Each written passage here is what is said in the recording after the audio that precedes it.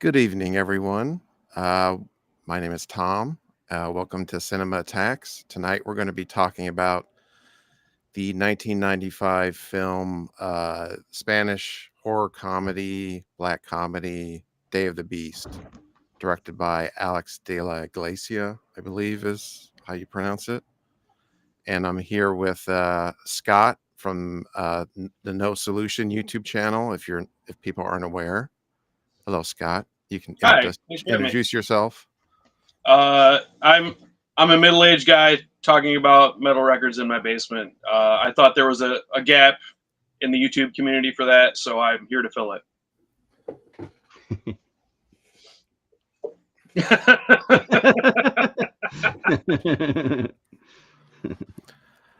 And yes, fill it indeed, you do. And Eli, Dark Hymns of the Cold North. Hello. Yeah, good to be here, guys.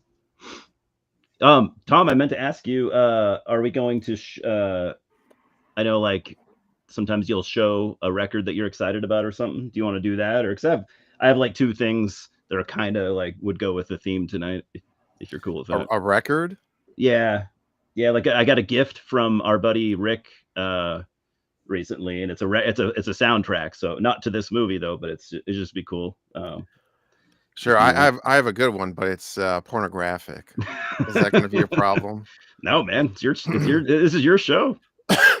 My mom is watching. I would rather you didn't. Okay. I have to remember where I put it though. Yeah. So I showed off the record store day purchases. Yeah. And so there was one in particular that I wanted, which was a Dwarves picture disc. Oh yeah, that's right. So it's basically songs from Blood, Guts, and Pussy, or B-sides before that album came out, something or other. That's a great album. And at the mall near my work, randomly there's like a retro store, and they had a copy of it filed in the metal section. Okay. And they have a record store day section. And this was like the day after or 2 days after record store day. So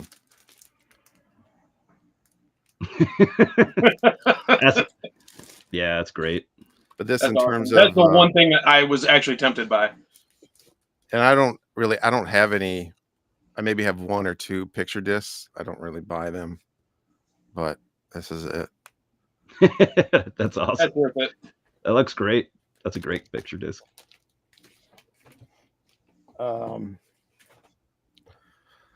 Yeah, if you have, I have some. I was going to show off some movies that I bought recently. Okay. Hell yeah. You said Eli, there was something you wanted to. Yeah. You have over there. Yeah. So I just got Rick, Dreadful Minutes. Rick, you guys both know, sent me just completely randomly because his Rick, sent me the Witch soundtrack. Wow.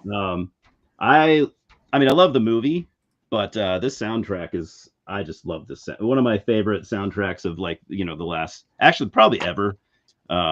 Mark Corvin is the guy's name. I don't know exactly what other movies he scored, but this was my first time hearing him, and I just love his style. So much to the point where I don't know if you guys have ever noticed or have had this experience, but like I've seen other composers kind of like rip off his style. So that's when you've made it, right? When someone else is emulating you. So yeah. Yeah, that happens a lot. Yeah, exactly. In terms of like trends and scores, like the big one was the Inception. Oh yeah, Inception. And like every trailer. Yeah. Yeah. Legendary. It just seems that always just happens. Yeah.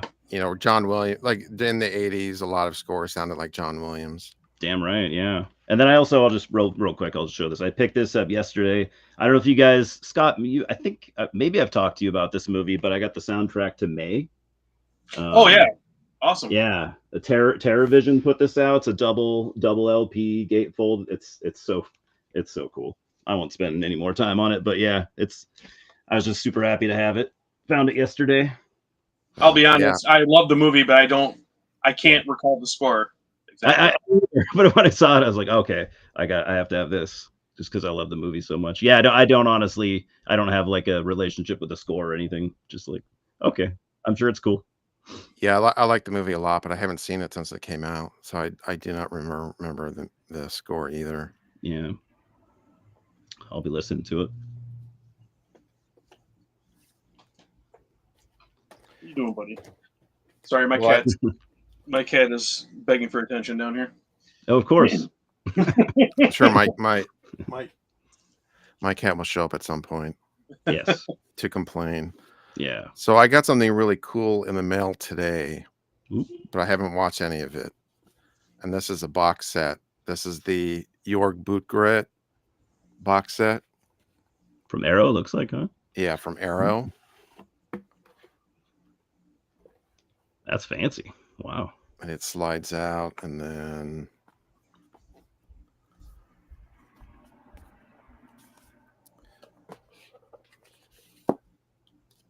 it comes with a strip of 16 millimeter film. Whoa. So Jorg Buttgereit, or however you pronounce it, this is Necromantic 2, Der Todesking, and Schramm. So it's those 4 movies. Some hard watches in there. Yeah. Ooh. So that's pretty cool. That is cool. So this is exclusive to the Arrow website. Oh, wow. Apparently. Yeah, so I'm looking forward to diving into that. I have like those first 3 I have on VHS, so I haven't watched them in any better format than that. Yeah. The first movie, Necromantic, it's like a necrophilia art house shock movie that was kind of it was shot in Super 8, and this guy's German also. It's shot in Super 8 and was kind of like a midnight movie, cult movie. Yeah. Are those his only 4 films he ever did, or is that just 4 that kind of go together? I know it also includes short films. I don't know if he did. I haven't seen any. At least I haven't seen anything since then. Yeah. Since whenever, like the mid '90s. Whenever. These are the only 4 I've seen. So I don't know I've if only he seen has the been. Necromantic stuff. Oh. Never seen the others. Yeah. I've seen. What was the third one? The Death King? Is that what it's called? Yeah.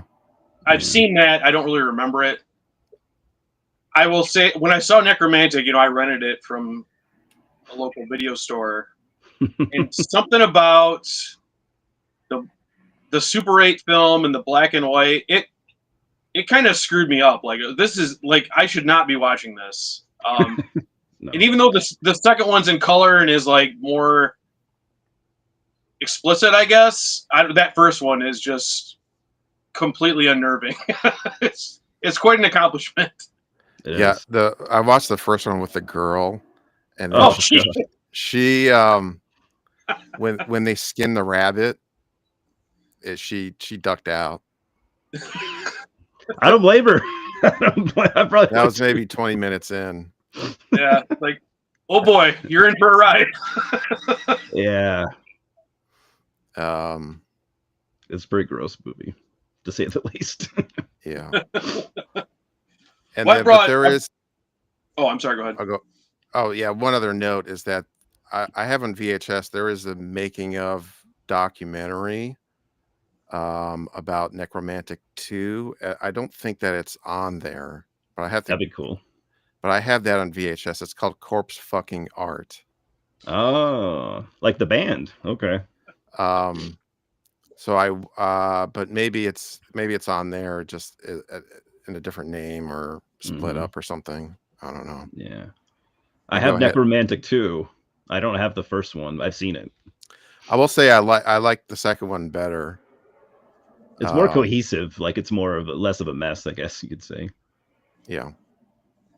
I have I won't grab it now, but I have a some Blu-ray from a couple years back. I don't know if either of you guys have seen it. It came with some cool like art prints, like a poster. What do you call them? Like the size, postcard size art prints, and like they're so gross. Like one of them's like a hand drawn, commission from some artist where it's like the pickle jar with like a bunch of dicks in it and stuff. But it's hand drawn in like a cartoony style, so it's pretty cool. And there's a few others, but yeah, is a pretty good release, just for those things. And then Scott, you were mentioning something. Oh, I didn't know if we were going to talk about other things, so I just brought some movies that I've watched recently. I'll do these two quick because this is the same director, Nacho Vigalondo. Yeah. Time Crimes. Yeah. Yep. And Open Windows. I know he did Colossal, which is like the big Hollywood movie. I haven't seen that, but yeah. So Colossal is the kaiju thing that mimics what's her face. Yeah. Yeah. Or I knew her name till now, and now I don't know. Yeah. Lori, or no, not Lori. Annie Hathaway. Anne Hathaway. Yeah. Time Crimes. I want to see that. Time too. Crimes is excellent. I haven't seen that other one. Neither. Yeah. So, if you can see, there's a movie gallery sticker on here. When movie gallery closed here, I went and they were basically giving movies away. It was like 8 movies for $5, so I just went crazy. And I've got, if I could move the camera, I've got a stack to the ceiling over here of movie gallery movies I've never watched. But so anyway, I pulled this out of the stack, and yeah, what a fun movie. Yeah, so good. Really, really fun time travel movie with obviously no budget, but they really made it work. It's more about the ideas, and yeah, I was very, very, very happy to have finally watched this and to have it. So then, I think this was a Dollar Tree purchase for $1. This was in 2010, 2012, 2014, I guess. So we got Elijah Wood and Sasha Grey, who I don't know who that is. Apparently, she's an unknown actress. Yeah. Famous from Steven Soderbergh's The Girl Experience. Oh yeah, that's right. That's where I've heard of her. Right. Yeah. So Indie Darling. Indie Darling Sasha Grey. Yeah, she's got literally hundreds of acting credits. Oh really? I'll have to check those out. Maybe thousands. So this falls under the category of maybe too ambitious. It's kind of a found footage movie, but it's all on Elijah Wood's laptop. So he's like filming. He has a webcam on himself, and then these windows keep opening up of other things happening, and so everything you see is from his screen. The concept is he runs a fan site for Sasha Grey's character, who's this famous actress, and he's in town. She's at a convention, and he's in town because he won a contest. He gets to have dinner with her and interview her. Then he gets a call from somebody claiming to be her publicist that says, "Oh, it's been canceled," and he's upset, obviously. And the guy goes, "Oh yeah, she's a fucking bitch. Here, download this and this, And then he downloads a program, and then it's a camera from above the convention table, so you can see down her top. And he's like, "Oh, this will be good for your website." And then things keep spiraling out of control until there's people running around with guns and people trying to kidnap him. And I think it's too long. It should have been like a 40-minute movie for what it is, because you're just constantly opening windows on a computer, and then it gets really super twisty at the end to where it doesn't even make sense. So I don't know. I would definitely not recommend this unless you're a fan of the director or possibly Miss Grey, the indie darling. But yeah, for $1, I wasn't mad that I had it and watched it, but I definitely Time Crimes of the two is far superior.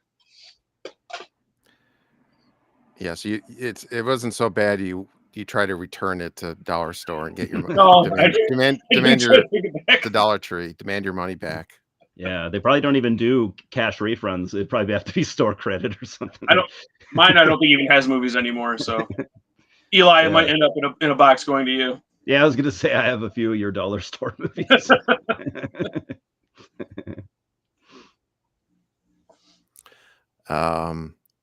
Thank you, James, for showing up, our biggest fan. So Hey, he's James. asking about Maxine. I think well, I know I did. I really loved it actually. Yeah, And I think Eli, I yeah, we think all we're liked kind of it. similar. Yeah, Scott liked it too. I know a I, lot of people, and I know a lot of people didn't like the ending that in terms of the reveal. yeah, I'm in that category. It wasn't great. Then yeah, the reveal wasn't maybe not super clever, but I still enjoyed it. Yeah, it's my least favorite of the three, but I still liked it. Sam Hurley's favorite, yeah. I would say X is. I really like all three, Yeah. a lot. I would say X is probably my favorite. But I don't know. I didn't, but I was not that big a fan of House of the Devil. Is that the name of it? There's so many Sure, movies called yeah. like House of the Demon, I know. or Oh, similar, or yeah, House of the Devil. Yeah, House of the Yeah. Devil. I was, I've never been a big fan of that one, but I like the Innkeepers Yeah, me too. I seemed like a a lot. lot of people didn't really like that one. I enjoyed it. I like that a lot more than House of the Devil for some reason. Um, yeah, but I need to check out his Western. The Ty West did a Western. I heard it's pretty cool. yeah, I oh, haven't seen that. Ethan Hawke one. Yeah, you seen it? Yeah, it's decent. Decent? Okay. It's worth seeing. Okay. I wouldn't rave about it, but it's good. Yeah, yeah.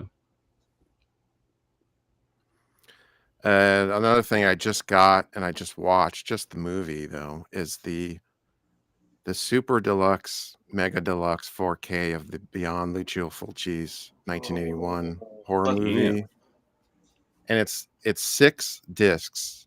Holy shit. What? Yeah, but Endless. I haven't looked at what's on there, and it comes in. You pull it out, and it's the Book of Ibon, Nice. which is really cool. That is cool. I saw that sold out super quick, so good job getting it. Yeah. Yeah, it did. Yeah, it does have the soundtrack is one of the discs. And this, it's probably, well, it's like a top 2 Fulci movie. It's just Yeah. a woman inherits a hotel in New Orleans, and then there's a gate to hell in the basement, and then the plumber comes over to fix a leak, and he accidentally opens it, and then just shit goes bonkers, and then the movie ends, basically. Yeah. But I say that as a compliment. Yeah. And then you say it's Italian, and people are like, "Oh, okay." But when people complain like those Italian horror movies don't make any sense, Yeah. that's They don't always have to. this is one of those movies, and I Yeah. say, good. That's why it works. I think. Yeah. I have the Grindhouse, the old Grindhouse one that's 2 discs and the soundtrack.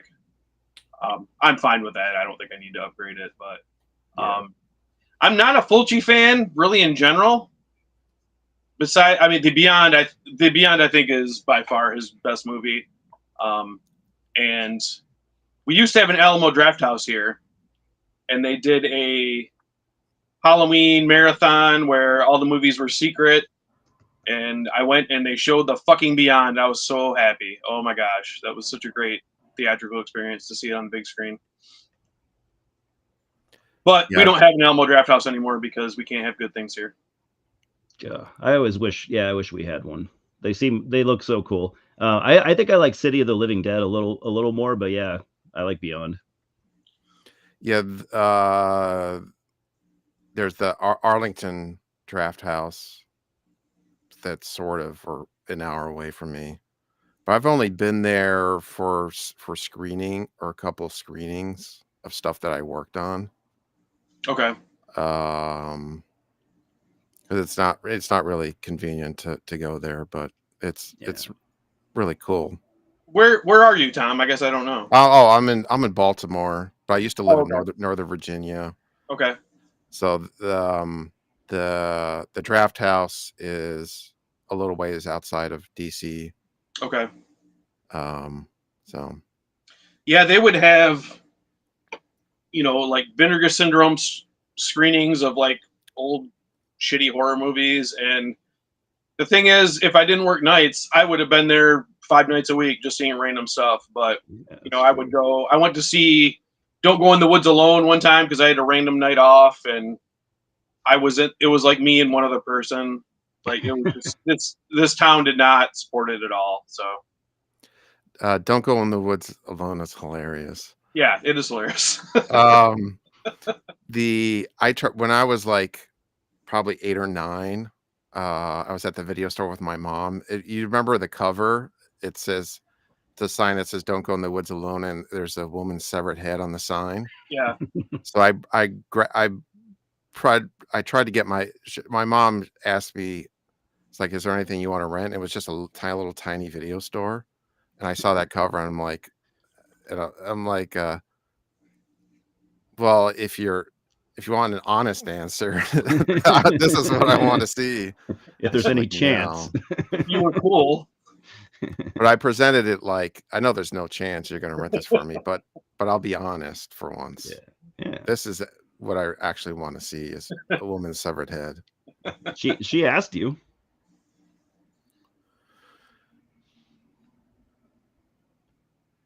Yes, he's a god here, and so is Old Bay. Gonna go to Baltimore just because John Waters. That'd be cool. I've met his sister because I worked at a video store and she was a customer. So those were the days. And it took me a while to figure out that it was John Waters' sister, but she would come in and be like, "Oh, my complaining about her brother, like, oh, he doesn't want to go to this thing," and then I realized that she was talking about John Waters. Man, he's such a cult director that almost makes you like a celebrity, like you have that story. That's pretty cool. Right. Oh, and then you had the murder party guy too. Oh, I'm sorry. This is just a technical thing. I just noticed my shirt's backwards. Do I need to flip my camera somehow, or is that just how this is? I think there's a way to do it. There's a mirror option. I guess it doesn't. Yeah, it doesn't matter. I did just for next time. Really. Okay. Yeah. Yeah. So yeah, and then I forgot his name, but he was also I remember you saying that once. Huh? I remember you saying that once, so I've never forgot it. Yeah, the guy that stars in Murder Party, he was, I forgot his name, Sandy, I think, but that's not what he's billed in the movie. He would come in a lot and actually recommend stuff to me a lot, like really good movies. That's really cool. I love it. Yeah, what's that sign on Raw? Dyslexia 613. Do you remember that?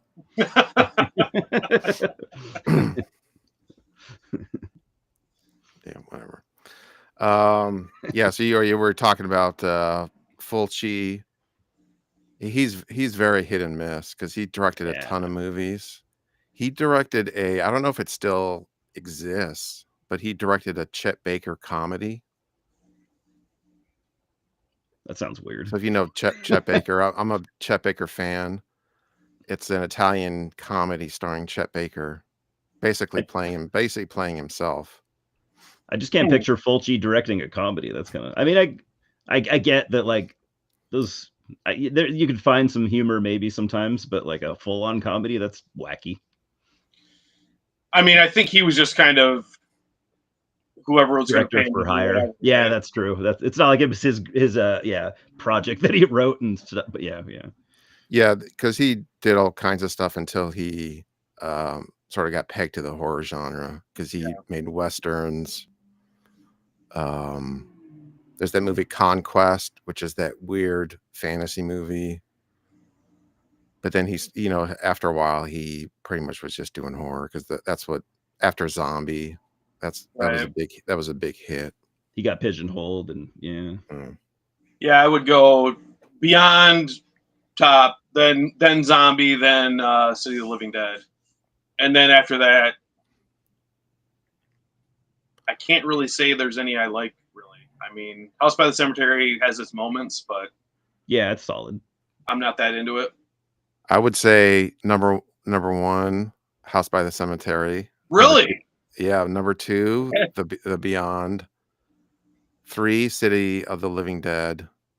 And then there's there's like a Lizard in a Woman's Skin, The Psychic, Don't Torture a Duckling, Zombie, and New York Ripper. Oh yeah, he did New York Ripper, and James just popped up. Yeah, I can't with the New York Ripper. I can't. I've never seen the whole thing. But I bought it. I never seen it. It was like Suncoast had it marked down or something, and a Fulci movie, and I bought it, and I was like, "What the fuck is this?" I don't think I've seen any Fulci movies outside of the ones we just named. Unfortunately, I'm still kind of a noob with the Italian stuff. The Psychic with Jennifer O'Neill is a good. Other than there's a single gore scene, which is just forced in there. It's actually a pretty good kind of thriller. Although the title of the movie kind of gives it away, unfortunately. Oh, but the original, it's like naming your movie "Soylent Green is made of people." Yeah, because that's like part of the twist. You're not supposed to know that there's psychic. But the original Italian title is "Murder to the Tune of 7 Black Notes." I like it. That's a much cooler title. Yeah, that's way cooler. Yeah. So yeah, I'll have to check that. I actually, you said Don't Torture a Duckling. I actually have that because I'm definitely a noob with the giallo stuff. Super noob. I've seen like only a few giallos, so I am kind of like going down that path next, I think. Yeah, I'm a big giallo fan, I would say. Okay. You'll be my guide then for the recommendations. Yeah. Yeah, and then Fulci, did a whole album about New York Ripper. Really? So, the band, yeah. Oh, the band. That was their last album. Was just all New York Ripper. I like it. Homage or whatever. Yeah, and then the last one they did was Zombie, I think, right? Like a zombie homage. I've only seen their covers and stuff. One of the I don't remember which album it was, but they did do those. Only 2 I've heard. The one it's based on Zombie, and the last one that's based on New York Ripper. Yeah, it's fun. It reminds me of those Razorback bands that would do that kind of thing too. Back in the day, they would like the Corpse Fucking Art and the Altar of Giallo and stuff. I always thought was fun. All right, I have another movie. This is more Italian. Ooh, nice. This is Absurd, which is a strange title. Okay. So I had only seen this. This was released on VHS in the US as Monster Hunter, and it has a bunch of different titles. Are you guys aware of the movie Anthropophagus? Yeah. Mm-hmm. Yeah. Okay, this is the sequel. Oh. I thought the cover that you showed, I was like that. I was thinking that reminds me of Anthropophagus. Yeah. Yeah. So all they did is it's basically a slasher set in the U.S. and they just inserted the guy from Anthropophagus. Yeah, that guy. So George Eastman. And the funny thing is, so it's George Eastman walking around. It's just Halloween, basically. They just took Michael Myers out of Halloween and inserted the guy from the killer from Anthropophagus. I'd watch that. Sounds cool. And the funny part is, like, whatever town this is, it's practically abandoned and there's no cops anywhere because it's all the killings happen during the Super Bowl. Okay. So it's their way of trying to sell it on being American, and then also give an excuse why nobody's doing anything about this guy, this hulking guy running around ripping people's arms out. And then they go, fun. It's we're the Super Bowl. We have no cops. It just shuts down. And it is directed by Joe D'Amato. Oh, legendary director Joe D'Amato. Yes. Director of many indie films. Yes. Many sophisticated erotica films. We could, yeah. Like look up his IMDb. High art, the creator of High Art. I've got I got a terrible movie if you want that, Sure. or you want to get into the movie I actually want to talk about. This will be quick. We can do terrible. The remake of the Toolbox Murders. Have you guys seen this? I like it. I don't love it, but I like it. I have. I don't remember liking it. It's not amazing. I'm kind of a director disrespecter, I guess, because like I'm that way with Fulci, I'm that way with Wes Craven, and I'm that way with Tobe Hooper. Which is with Tobe Hooper, it's totally fair. Tobe Hooper is definitely my strongest case. Yeah, This is a Tobe Hooper film. Yeah. Kind of starts out promising, I guess, and then it definitely falls into that like early 2000s of how do we make something moody? Let's make it look like the film was dipped in shit. Everything's just brown and gross, and has absolutely nothing to do with the original Toolbox Murders.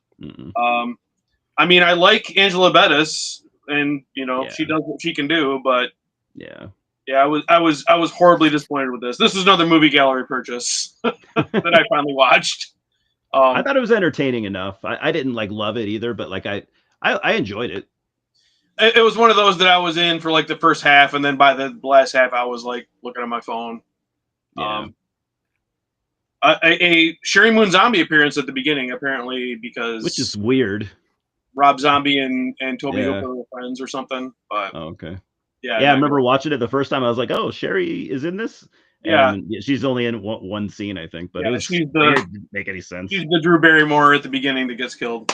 Yeah.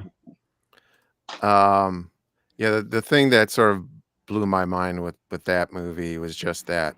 So the Toolbox Murders is a knockoff of Texas Chainsaw Massacre, where a porn star gets killed. Yeah. The original Toolbox Murders. Oh yeah. Then Tobe Hooper remakes that movie. That was a knockoff of his movie. So it shows like how far he had fallen. Right. That's true. That's a good point. It wasn't this like a Showtime original or something like that. I remember hearing about it at the time. Like, I don't remember that. Maybe I want to say it was made for some cable channel. I'll grab. I have another recent one that's I think it's a Tobe Hooper. I think it's give me 1 second. I have to run to the bathroom too. Okay.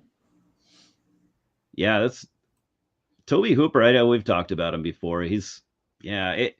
Honestly, it sucks because I hate I honestly do hate and you probably do too. Like I hate bad mouthing the legends, because it's like he does deserve recognition for the Texas Chainsaw Massacre, obviously. But like, beyond that, like what the next best thing he probably did was and I'm not even a huge fan of it, was what's it called, the one with the hotel, Eaten Alive. Yeah. I don't even love Eaten Alive. I know a lot of people do. I think it's cool, but like I don't love it. Besides Chainsaw 2. Oh yeah, I like Chainsaw 2, actually. Yeah. I mean, you could say Poltergeist, but there's that whole controversy of how much he had to do with it. Yeah. A lot of people will say that it's, maybe Tom can weigh in on that, because like a lot of people say that it's like blatantly obvious. They're like, there's no way Tobe Hooper had that much to do with this. It's totally Spielberg, I'm trying to remember. Why did I hear? Oh, it was a podcast. They were talking about movies from 1982, and it blew my mind how many crazy classic movies came out in 1982, like genre. Oh, movies. Really? Oh, okay. But one of them, E.T. and Poltergeist both came out in 1982, and they're basically the theory behind Spielberg ghost directing Poltergeist was they would not let him do two movies that close together. Oh, okay. So he was doing E.T., and then Poltergeist was his project, and he picked Tobe Hooper to direct it, and then So maybe there are people who say that no, Tobe was the director, but everyone admits that Steven Spielberg was the producer, and he was on set way more than any producer ever is. So Yeah, there you go. Right? I don't know. And maybe Toby was more of like Steven's like assistant, like, here, go do this while I'm busy here, or whatever. And yeah, I mean, I don't know, but yeah, it's Tom, do you know anything? Do you know much about the controversy about Toby Hooper not directing Poltergeist? Or Yeah, I've heard differing things. I'm still not sure really what happened. yeah, okay. I've heard that functionally Spielberg was like second unit, like he would come in and direct certain scenes. Okay. But then I've heard also that essentially he like shadow directed the entire movie. Oh, okay, yeah. That's Spielberg, and Which has been done many times, over the it years. certainly feels like a Spielberg movie. It totally does. Yeah, I've never seen another Toby Hooper movie that felt like that. Not at all. Yeah, no way. But this is a Toby Hooper movie that I fairly recently got. I haven't seen it. Who put that out? Kino Lorber. So I bought like tons of stuff from Kino. Their last two sales, I got a ton of stuff because this is probably like $8 or something when it was on sale. Oh, I need that. Yeah, but, it's got my girl. I need it. Yeah, I love her, and I've always seen this movie around. I had never seen it, but and I think it was made for Showtime. It was made for a cable channel. When did that come out? 1990. 90. Okay. But I guess it's worth saying if you're a Mädchen Amick fan.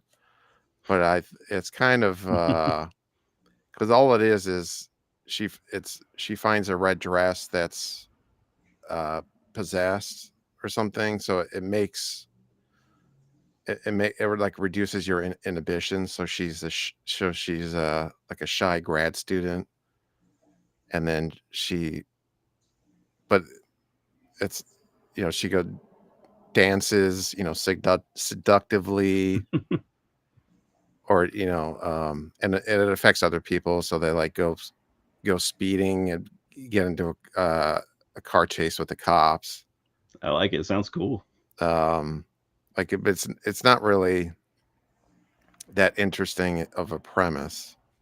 No, but it sounds fun. Like you could do a lot with it, I like Funhouse too. Actually, James pointed out.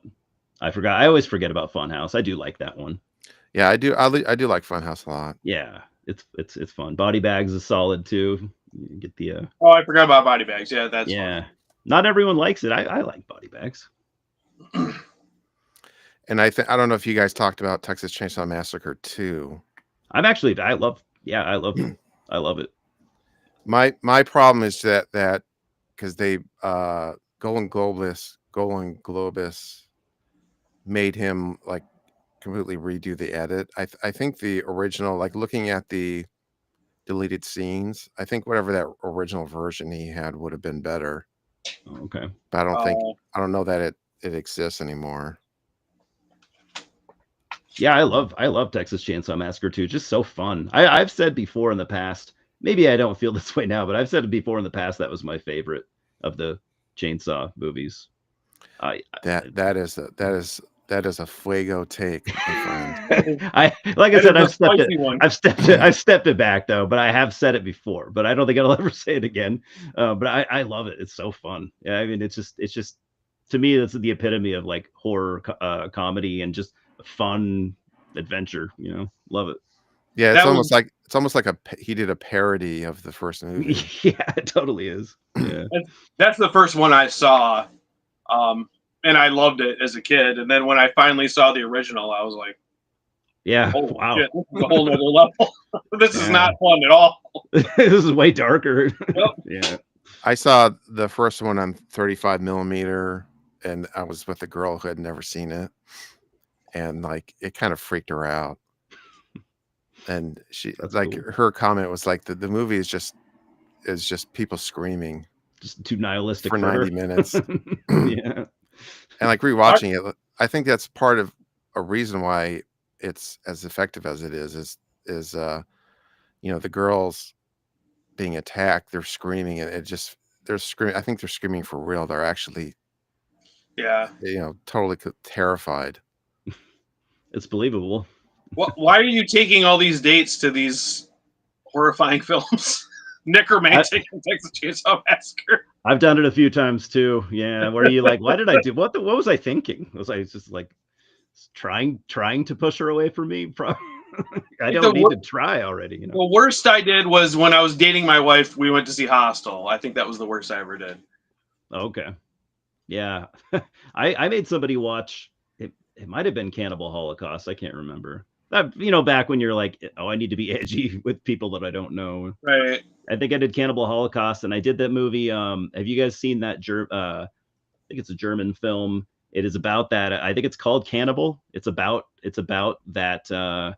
You guys probably remember the story. It happened in Germany in the 90s. Like Rammstein did a song about it. It's about that not a serial killer, but the two regular dudes who met each other, and one guy literally wanted to be eaten, and the other guy literally wanted to eat somebody, and they met each other online. And I haven't seen the movie, but I know the story. Oh man, it's a fucked up movie. I think it's one of the most disturbing movies I've ever seen. It's a good movie, I think.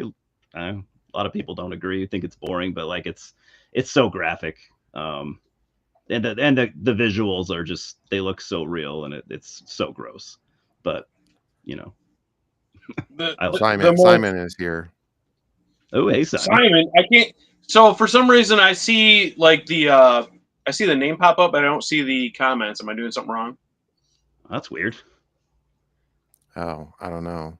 You shouldn't have to do anything, I don't think. Anything Simon has to say, I don't need to hear anyway. So yeah, I thought you banned him. I was just about to ask where Scott was hiding. So I just wanted to throw in when I went to see Hostel with my now wife. The most disturbing thing to her was not any of the violence. It was Takashi Miike's cameo and me going, "Oh my God, it's Miike!" And she's like, "What the fuck? You embarrassed me." I can't believe she married me.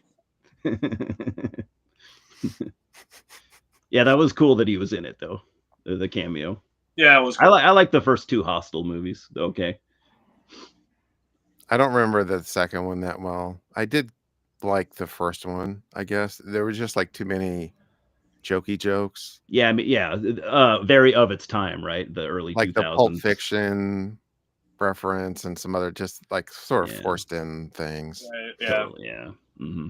But I mean, for an Eli Roth movie, it's pretty good. Yeah, yeah. Part two is not it's not a better movie. Part two is just good. It's got good gore in it. I think it's fun for that, but it's not a great movie. Yeah. It's kind of just the same movie, but with girls. Yeah, and it's fun, and then the third one is terrible, but I don't think Eli Roth directed it. No, he farmed that out, I think. Fuck that guy though, man. He's becoming another one of those, and I won't get political or anything. He's becoming one of those directors who I just hate it when like, okay, I need to say stupid shit now on a weekly basis, and that's what Eli Roth has been doing, which is it disappoints me because like I used to hate him because like remember when he was younger and he had like that bro thing going on, and then I thought he became kind of tolerable. He's like, okay, 40-year-old Eli Roth, he seems a little bit more cool and laid back, and now he's just been running his fucking mouth online, and I'm like, fuck this guy. Yeah, I haven't seen any of that. I don't know. Yeah, I like Knock Knock. I thought that was a pretty cool. Was a remake of what? What was the original movie? Which movie? Yeah, I've seen the original. With Sandra Locke and Colleen Camp. I can't remember the name of it now. Death Game. Yeah, it has a couple different titles. That's one of them. Okay. Because I saw it, like I rented it under a different name. But yeah, I thought Knock Knock was decent, and what was the kids movie? The House with the Clock on Its Walls. Yeah, I thought that was. I took my son to see that, and we both liked it. Yeah, I actually heard that was solid for what it was. I thought Thanksgiving was fine. It was all right. Yeah, nothing amazing. Yeah, James. See, James gets me. Yeah, I don't have any context other than he seemed broy, Yeah. but I He don't really yeah, I pay like I attention said, to him. he became more tolerable, I thought. Now he's just, I think he's a douchebag. Yeah, I saw Black Christmas was the original was re-released in the theater, and for some reason they had an Eli Roth intro. So Okay. Okay. he sat in the theater and they filmed him, and he introduced how much he loved the original Black Christmas. So Well, he does truly love movies, so yeah, you can't take that from him. So that is genuine. He does like to talk about his influences, kind of like Tarantino. Where yeah, he's a fan for sure. But yeah, well, I have one more set of movies.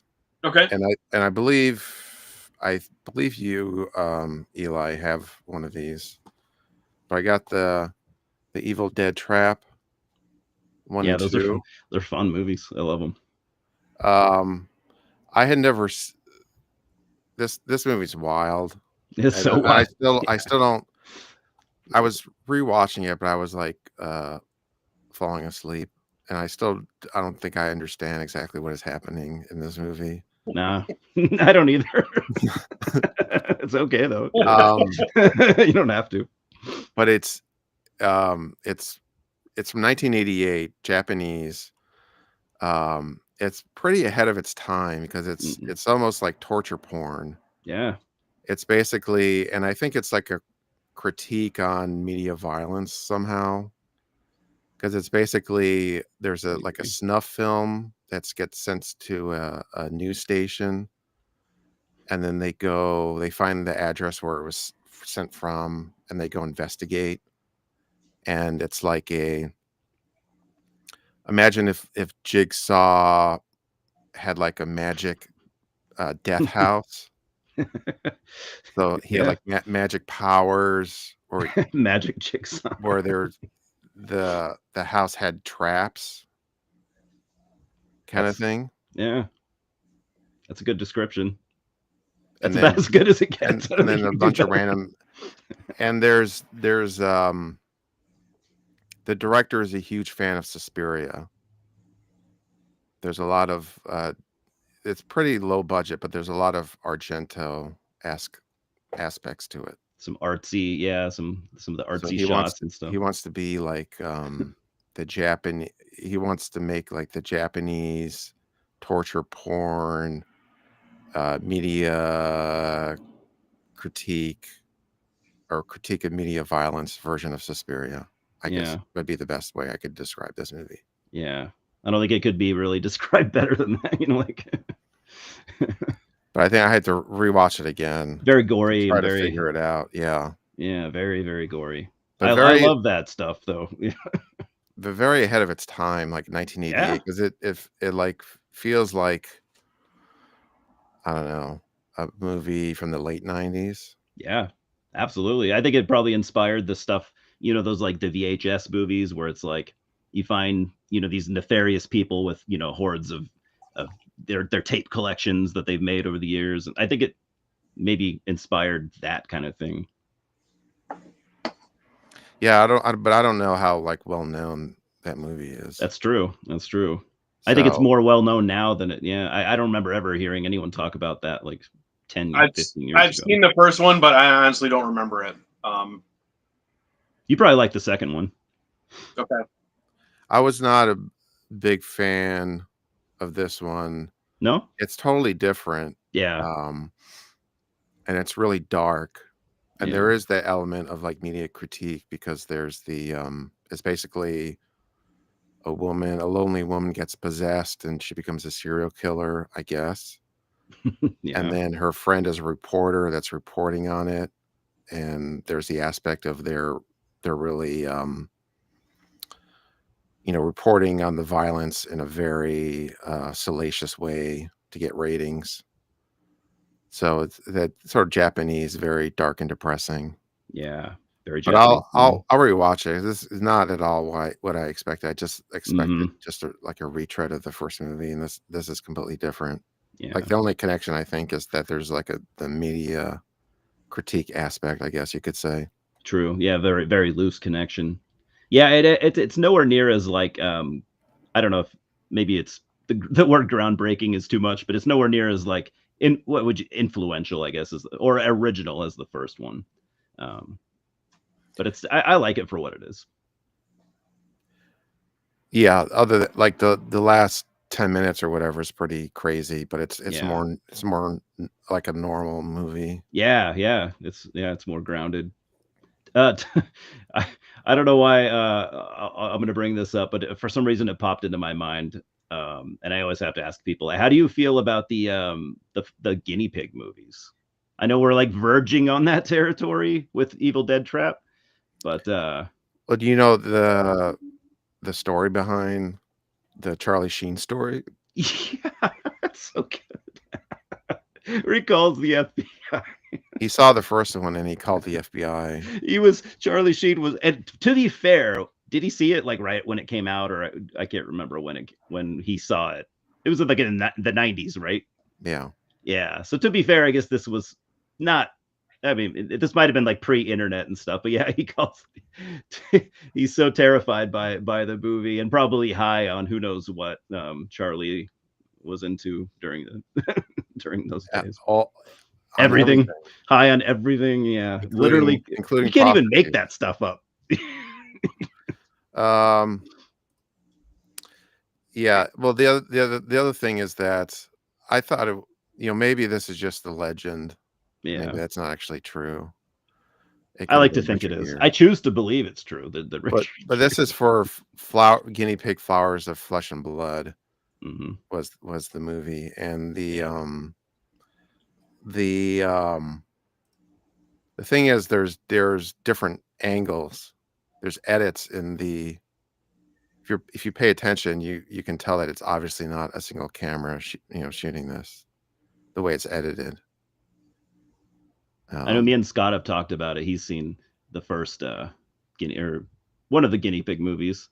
Oh yeah, I, because you bought the whole thing, right? I bought the whole set just to like see what kind of like see if I can put myself through it. Not all. I'm not going to marathon it or anything, but I'm going to see Right. if I can see if I can get through the whole thing.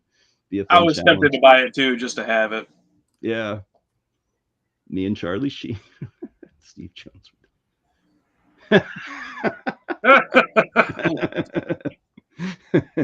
Old Charlie. I never. I wonder how Charlie Sheen's doing these days. I never hear anything about him anymore. He's probably just retired, I guess. well, he's there still was. he's Oh, still go ahead. winning at it. He's still Yeah. winning, and he's still got the tiger's blood coursing through his veins and all that. There was the Corey Feldman documentary where I think I didn't see it, but I think he said that Charlie Sheen molested Corey Haim. Oh shit! That's Uh, this just got dark. God damn. So that was the last. And then there's people that dispute that they say Corey Feldman is making all this stuff up. Well, I don't know.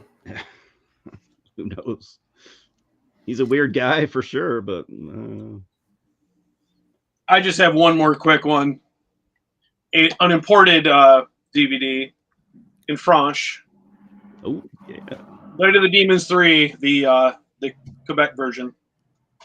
When I was in Montreal, this was in the bargain bin. I don't think I'd ever seen this. I have it. Streaming. I think they did put out a didn't Scream Factory put this out recently? Mm-hmm. I think it's on Blu-ray. Yeah. Okay. Yeah. Well, I didn't really want to spend $30 on this, so $3 Canadian I figured was right up my alley. You know what? It's fun for what it is. It's a direct-to-video '90s movie. It's fine. Kevin Tenney did write this one, the director of the first one. So there's that. Yeah, I mean it's I have it on VHS. I mean, I haven't watched it in forever, but it's basically like From Dusk Till Dawn, isn't it? Where it's they rob a store and they go hide out in the house. Yeah, right. There's Kinda yeah, thing. like the they go into a store and there's like a racist clerk that pulls a gun on them, and then they turn the tables on them, and then it becomes a robbery, and there's that aspect of it. But yeah, it's the same girl playing Angela. So if you like her, she's in this. Yeah, it's I don't. You know what? I don't even know why I brought it up because it's not even that great.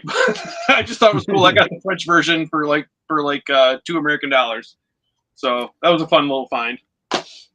I want to say the first two were released theatrically, then that one was direct to video. I could be wrong. I It think so. certainly Yeah. certainly feels that way.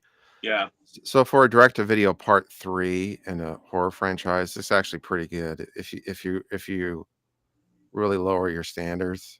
Because Right. if you think of part 3 in a direct to video or direct to video part 3, Mhm.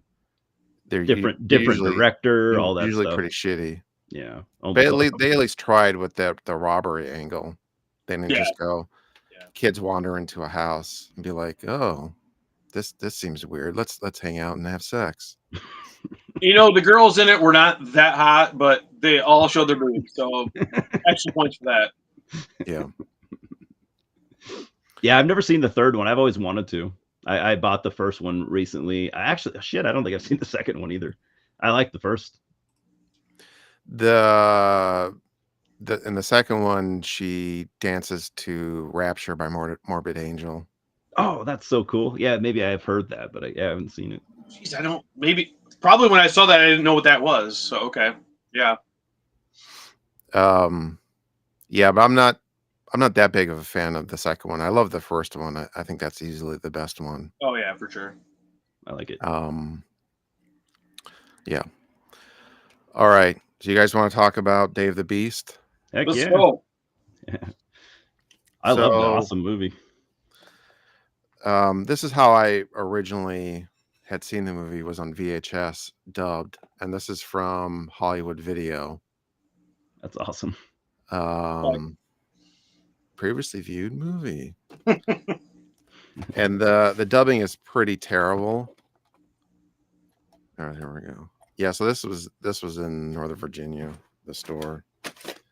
But it's come out on I have the 4K. It's on 4K and Blu-ray with the original audio. So I'm glad to because when I picked this because I got the 4K and I hadn't rewatched it, and I'd only ever seen it dubbed in English. And the plot is pretty complicated, and there's a lot of layers to the movie, I think. So I thought this would be a good one to discuss, and it's also, to me, kind of a hidden gem. Absolutely. Yeah. And this is also a director I like a lot, Alex de la Iglesia. Is that right? Spanish director. So this is Day of the Beast, 1995. He did a movie called, I've only seen like a crappy bootleg of it, and it's actually on 4K as well now, called Acción Mutante, which is a terrorist group made of ugly people that run around Spain and destroy pretty people. Like they blow up like a upscale beauty salon because pretty people go there. But I don't remember it that well because I just saw like a crappy VHS bootleg of it a long time ago. And he did another movie called The Last Circus, which is really great, which is a clown basically he's in love with a woman that doesn't what am I trying to say? This relationship doesn't work out, and he goes crazy and then becomes a terrorist clown that shoots people up. And anyways, so Day of the Beast, So this movie is basically like one of these, like The Omen or End of Days, the like Antichrist, end of the world movies, but a comedic version of that. So if you think of like the Omen franchise, now there's other movies like this. End of Days with Arnold Schwarzenegger. It's basically a in this case, it's a priest and a theology professor, Angel or Angel, fittingly, he's like an angel. He is researching the Bible and discovers the date the world is going to end. Like he decodes the Bible. He figures this out. So he's telling people, Christmas Eve at midnight, the Antichrist will be born, and the world will come to an end. And his idea to prevent this, which is a pretty genius idea, I think, is that he wants to try to sell his soul to the devil to make the devil appear so you can then kill the devil, basically. So he runs around committing sins, but he's also like, he's really shitty at it. It's so good. Yeah, it's so good. He's like he's like sinning. He like asked a heavy metal fan that works at a record store, how do you summon the devil? All this kind of stuff. I had a couple. Such a great character too. Amazing character. I'll play a quick clip that he sort of explains the plot. I'll play this real quick. El mensaje, si se puede saber. El mensaje es una cifra, una fecha. El día exacto del fin del mundo. Hoy concretamente, esta noche. Sí que es importante realmente. Tú eres satánico, ¿verdad? Sí, señor. Esta noche nace el anticristo, pero no sé dónde. Por eso necesito invocar al demonio. Yo también soy un pecador de la hostia. No, tengo que vender mi alma al diablo. Pero no sé cómo.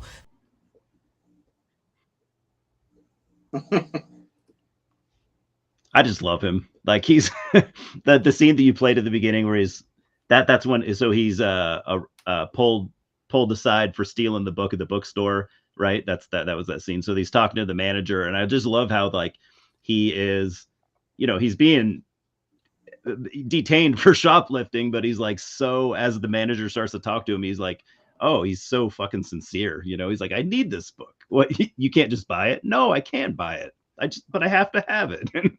I just love it. And like, I could just picture somebody doing that where it's like, okay, this guy truly believes in what he's doing. I can see that. I did a couple of his sins. I compiled. Oh, his sins are so good.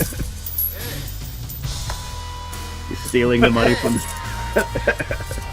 Hey!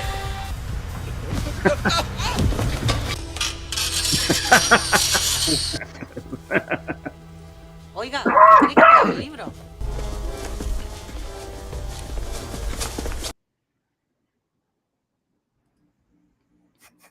Oh, I love that he thinks that pushing a mime over, like Satan is going to show up and be like, that's the last straw. Yeah, dude. There's a lot of evil in the world, but you mess with a mime. Yeah. Yeah. I think my favorite scene is where he goes into the hotel room and he walks in and he looks around and it's Spain and there's the cross on the wall and he walks over and he pulls it off and just throws it on the ground. in that first kind of montage of him sinning, it was kind of the naive child's idea of sinning, like taking the beggar's money and pushing the mime down. But then there was like the guy dying, and he goes and tells him you're going to rot in hell. Yeah, that was that's a kind of another level. I don't know. Yeah. There's like the dichotomy of his sins. There's a huge gap in between those. Yeah, that was pretty fucked up. Yeah. Yeah, that's true. Yeah. And King various cars. That's pretty messed up. Yeah. But I just love the idea of the priest. He needs to sin, in this case, but he doesn't know how, and he doesn't necessarily want to. Yeah. So it's a very different version of an evil priest. Yes. And he's so goddamn likable. Like I just like, I think maybe within the first minute of this movie, or at least of listening to him talk, I'm like, okay, like I absolutely love this character. Yeah, and then he decides to go to a record store to learn about Satan, and there's a display. I took a still of this. This is the record store. It has a demon baby in the display with the cult album. Yeah, the mid '90s self-titled cult album.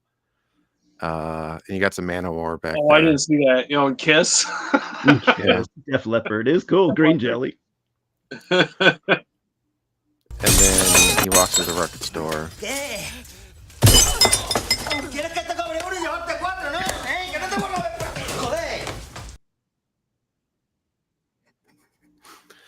And this is Jose Maria.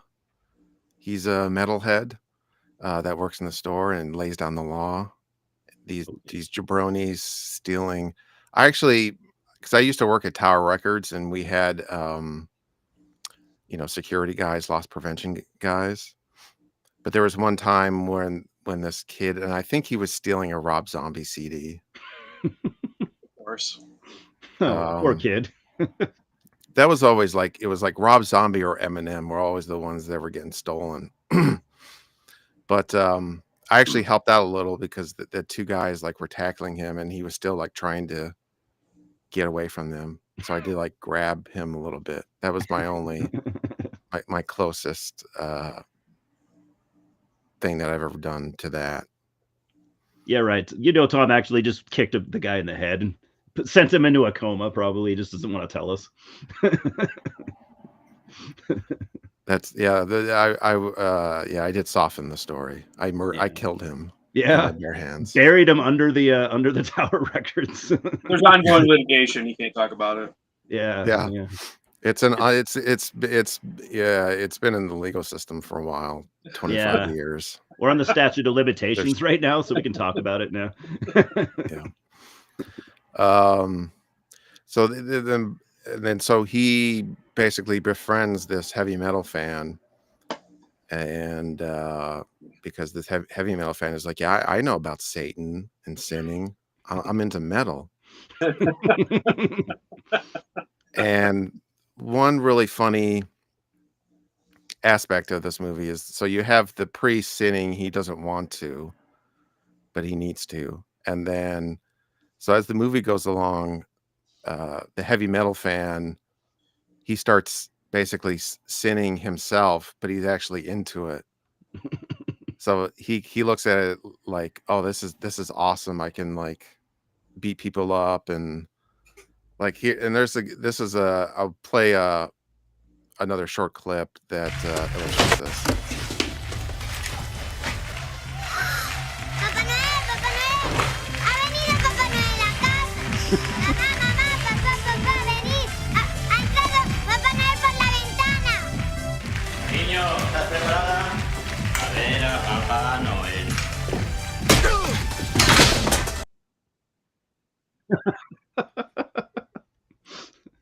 So just for no reason, he punches that dad. Punched him. But it's he sees, this is the way I took it anyways, he sees the priest sinning as part of this mission. So he's like, well, I can just do whatever I want. Yeah, I got a pass. Yeah, a moral pass. So I was sort of thinking about it. It's this is kind of a clever sort of tease on religion. The priest, I realize if I do it in the name of Christianity, I can do immoral stuff and get away with it, kind of thing. And then rewatching it, that's sort of a thought I had in my head. So the weaponizing religion, theme a little bit. kind of going into more minutia, but the album that he pulls out that he wants Jose to play is the Live Death compilation, which is like a live compilation from one of the Milwaukee Metal Fest shows. Oh, That was wow. interesting. I didn't know that. I didn't notice. I was trying I to didn't figure know that that out, got actually. like, overseas distribution or anything. Yeah. Yeah, and then in terms of the metal part of it, it's very confused, just like pretty much any Like always. Yeah. movie where it's like they just pick stuff because it looks cool, like a production designer. Oh yeah. Oh yeah. Because the soundtrack is like, I was gonna bring that up. The soundtrack. It's got like Sugar Ray and Pantera. yeah. Yeah. But then you have a guy in a Deicide shirt Yeah. rocking And out the whatever that industrial thing is. I saw an Impaled Nazarene shirt. I think I saw Yep. Entombed. I think. Well, as long as we're on that topic, I wanted to get into that. This Satanica band are fucking posers. Posers. I would describe them as like kind of like white zombie-ish new metal with Rage Against the Machine guitars. They're Yeah. terrible. I looked it up. So this group is called Defcon Dos, and they were originally a rat group. And then I guess in the early to mid 90s, they moved into like rap metal. And who's the director? Iglesias? Yeah, De La Iglesias. Yeah, Iglesias. He had used them in a previous movie for one of the songs, so he came back to them for this. And so they did the Satanica song. And So that's probably they're trying to sound heavy. Like, yeah. And it was like, I get okay. I just think like you made the effort to have the concert have people with like Impaled Nazarene and Emperor shirts and Deicide, and you couldn't find a band that sounded like that. Was like extreme Yeah. metal. Like that, it's. I found like, so like okay, my dad. Whenever we would watch a movie as a kid, and he's into guns, right? And if they got something about guns wrong, he would be like, "Oh, that's bullshit. There's this and that." And I'm like, "Oh, Dad, who cares?" Yeah. And a lady I work with at work, she's really into horses, and if she's watching a movie and they get something wrong about horses, she's all up in arms. And I'm the same way with like metal and music. So, like, which is so frustrating with movies. It's not that hard. Just No. you could hire anybody. Like, somebody would do it for free to be like, no. I was gonna say, Yeah, I was gonna say, some underground metal band from Spain would have done that for free. Free. My big example is like, it's such a cliche. I'm a white guy of a certain age, so I think The Big Lebowski is the greatest movie of all time.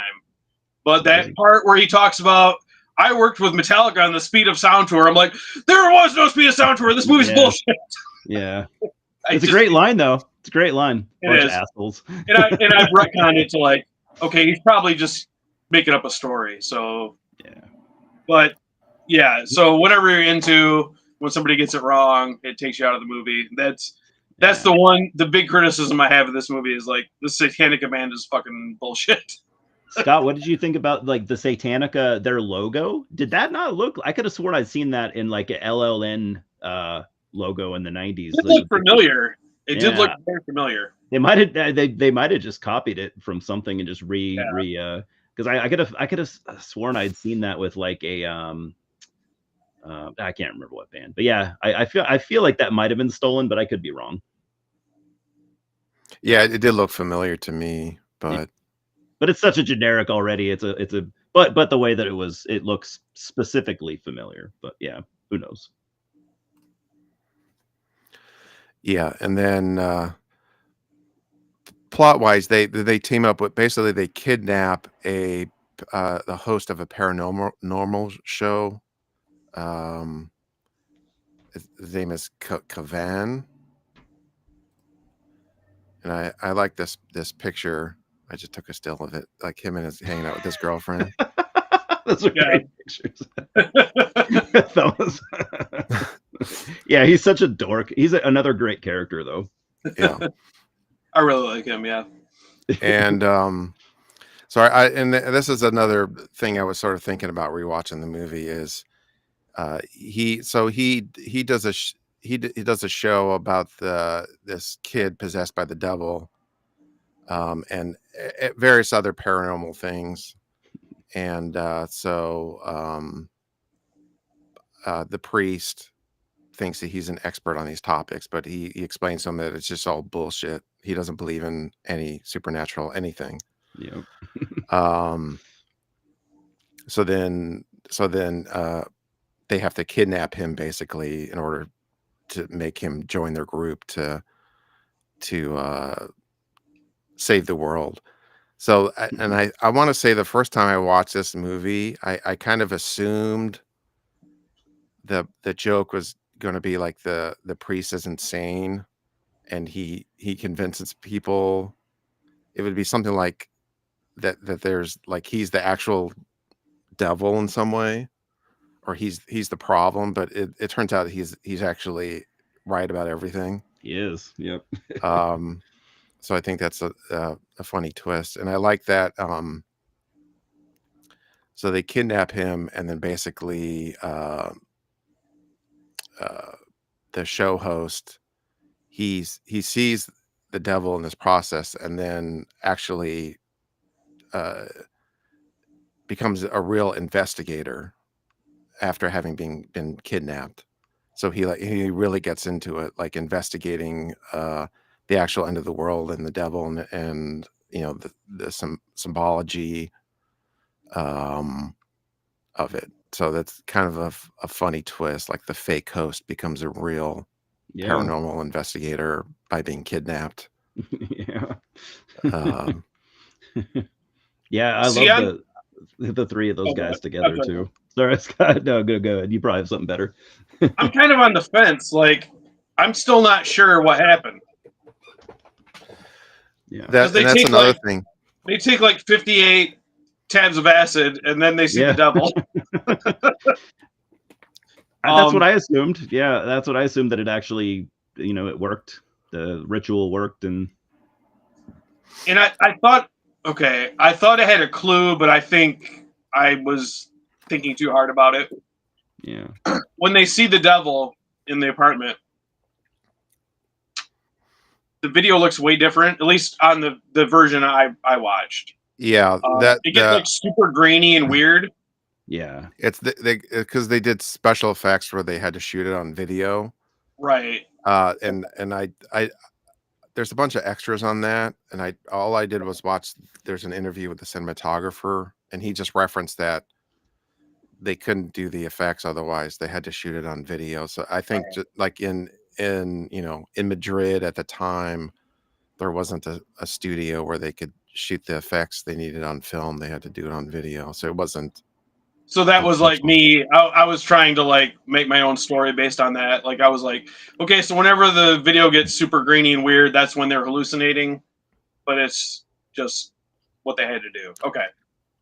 Yeah, I was confused by that the first time I saw it. I thought it meant. That's what I thought too. Something. Yeah, I thought it was just to represent the hallucination.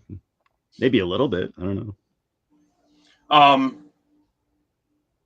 I can't believe we haven't brought up Susanna. Come on, what's going on? Yeah, she's the girlfriend, the blonde girl. Yeah, she's great. I was afraid she was going to knock herself out running around the apartment. Holy shit!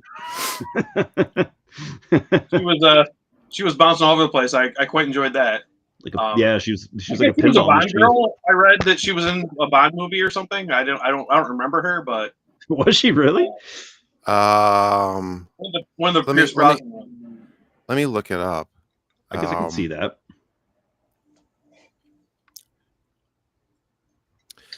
Yeah, I think it's really funny. This is a similar thing. There's that movie, The Monster Squad, where they have to find a virgin to read the whatever the like the incantation or something needs to be read by a virgin. Yeah. And in this movie, they need the blood of a virgin. Mm-hmm. So they have the thing that the priest. So basically, Jose Maria, his mom runs a hostel, I think, and then there's a girl that works there that is a virgin. So then the priest finds that out, and then he's like, uh, "Real quick, I need your blood." And she's I like, need your blood. "What?" Yeah, it'll be okay. And then I love that he's like, "No, not all of it. It's just a little container. Yeah, just a little bit. Yeah, It's calm not. down. You totally misread me. You thought I Yeah. wanted all of your blood immediately." Just I did like the moment too, which kind of reinforced his naivete, that when Susanna was knocked out and he was going to take her blood, and Kavan's like, "Oh no, it's not any good. She's not a virgin." And he's like, "Are you sure?" And Kavan's like, "Yeah, Very sure. Very sure. she's my girlfriend. I'm pretty sure." Are you sure? What about at the hostel? What about the metalhead guy's grandpa that's always naked? I thought that was great. Or yeah, the way they did it was perfect. very random. Yeah, It's like, like oh, there's his dick. Yeah, Oh, there it is again. that's also something like that signifies that this movie was made in Europe to me. Right? Yeah. That's a good point. In an American movie, That's that would just be too much. too much. Yeah. Yeah, you wouldn't even probably be able to do it with an R rating in the US. Yeah, Yeah, so but even if you could get an R rating with it, like, people would be like, "Whoa." that's gross. It is gross, but it's funny. Yeah, so she had a small part in World Is Not Enough. Damn. I Okay. didn't know that. I don't think she was. She wasn't a Bond. Okay, she can say she was a Bond girl, but she wasn't really. Hey, she came as close to being a Bond girl as most people ever will. Well, I want to say I think she's a great actress, and I was a big fan of her work in this film. Yeah, I liked her Especially too. her running around in her little bustier. The cast of characters here was so good. Like, there's no weak link. Like, all the main characters are just so fantastic in what they do. I mean, the acting's so good, especially with the priest. One of those performances where I'm like, I gotta look out for this guy. I mean, not currently, but like, see what he did in the past, because like, I just thought he was great. Yeah, I can look it up. Like, See if you know him from something, because I probably don't. he was in Action Mutante. Okay. Which I do want to see, because I'm looking at that too. He's in Pan's Labyrinth. No shit. He's the doctor in Pan's Labyrinth. Alex okay. Alex Angulo. Okay. We can work around it. Does she have hairy armpits? That's Europe. They do things differently. No, Simon, she doesn't. She's a real lady. I did like just kind of a overall point.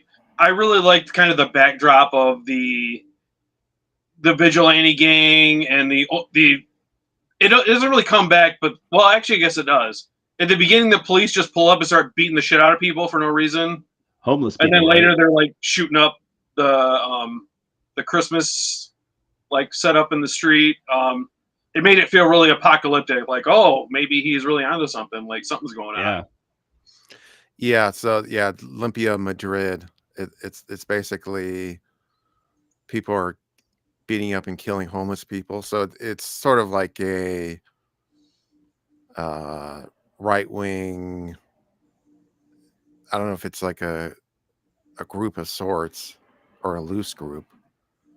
So then that plays into the ending. Mm-hmm. Although I don't think I understood really what was happening the first time I saw the movie. I think that was a little confusing. But I do think, I guess you can, yeah. Basically. I guess you can Nice. maybe draw the thing of that they're just imagining the devil through the acid trips, and there's not actually a devil. Yeah, they did take a shitload of acid. But it's basically the guy with the red sweater in the uh, Clean Up Madrid. He's the devil, and then Okay. he gets shot by the priest at the end. Mm-hmm. But like maybe you could say that there wasn't actually a devil. They just see the most evil person as the devil. That's it. Yeah, I could see That's that. kind of how I took it. Yeah. Yeah. Mm-hmm. Because the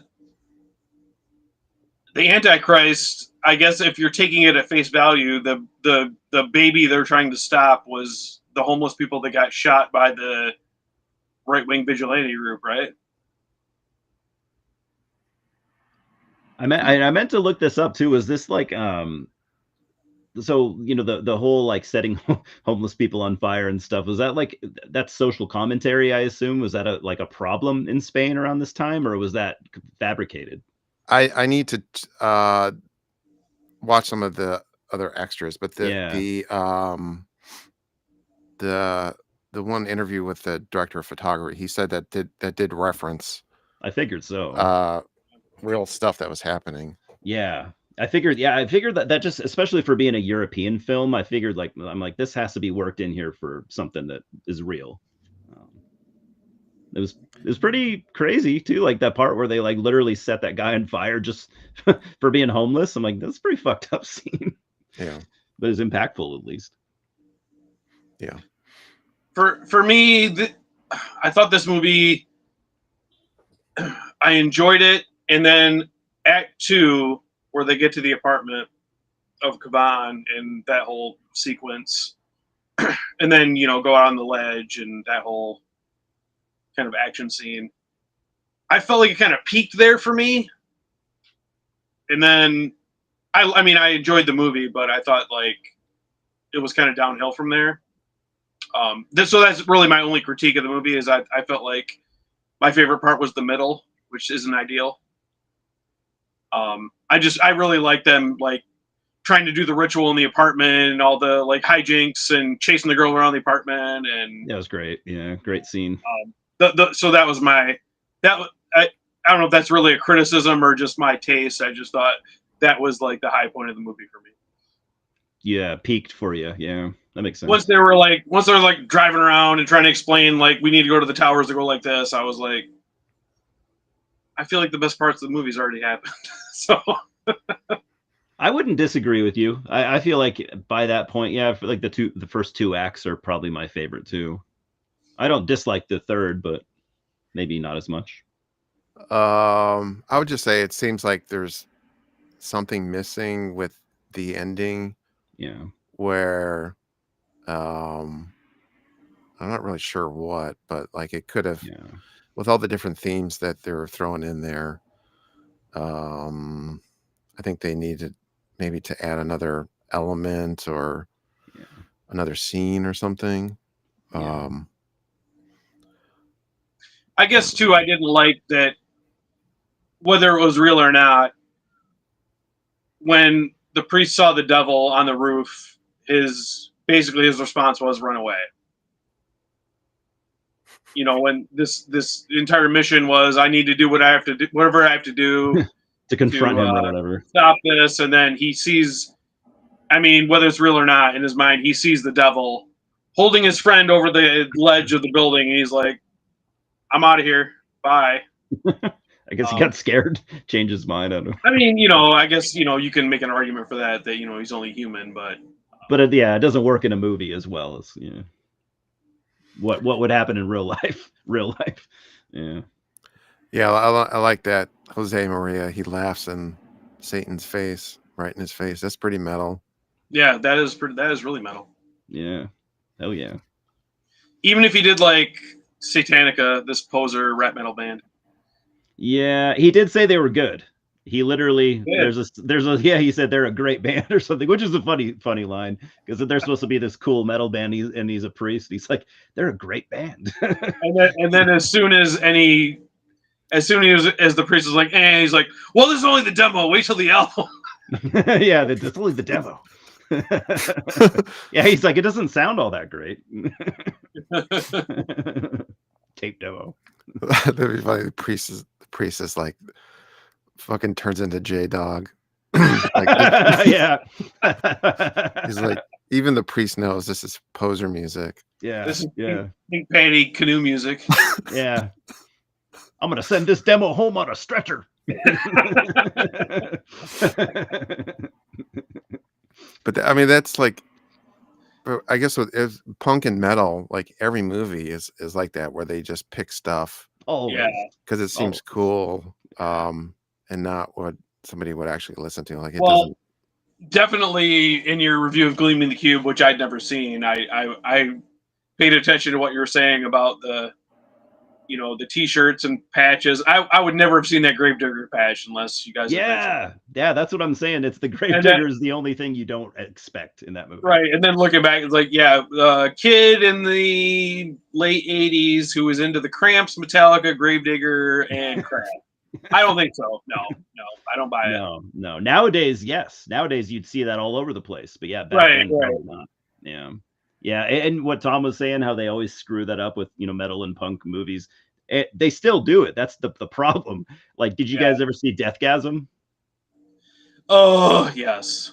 Like they did it in that movie, and that's from what 5 years ago. You remember, like, there's some cool stuff in there, like Imprecation, I think, and then they're like Trivium. There's like Trivium like 3 times, and I'm like, who fucking put Trivium in this? Whose idea was that? A lot of people are into Nunslaughter and Trivium. Yeah. It's a thing where it's like this. There's no metal fan that's into Imprecation and Trivium. Like, it's stupid. Like, it should have been Imprecation's demo. First demo. Yes. Yeah. Then that would have totally Ceremony of the 9 Angles or whatever. Yeah, that one. I'm only into the demos personally.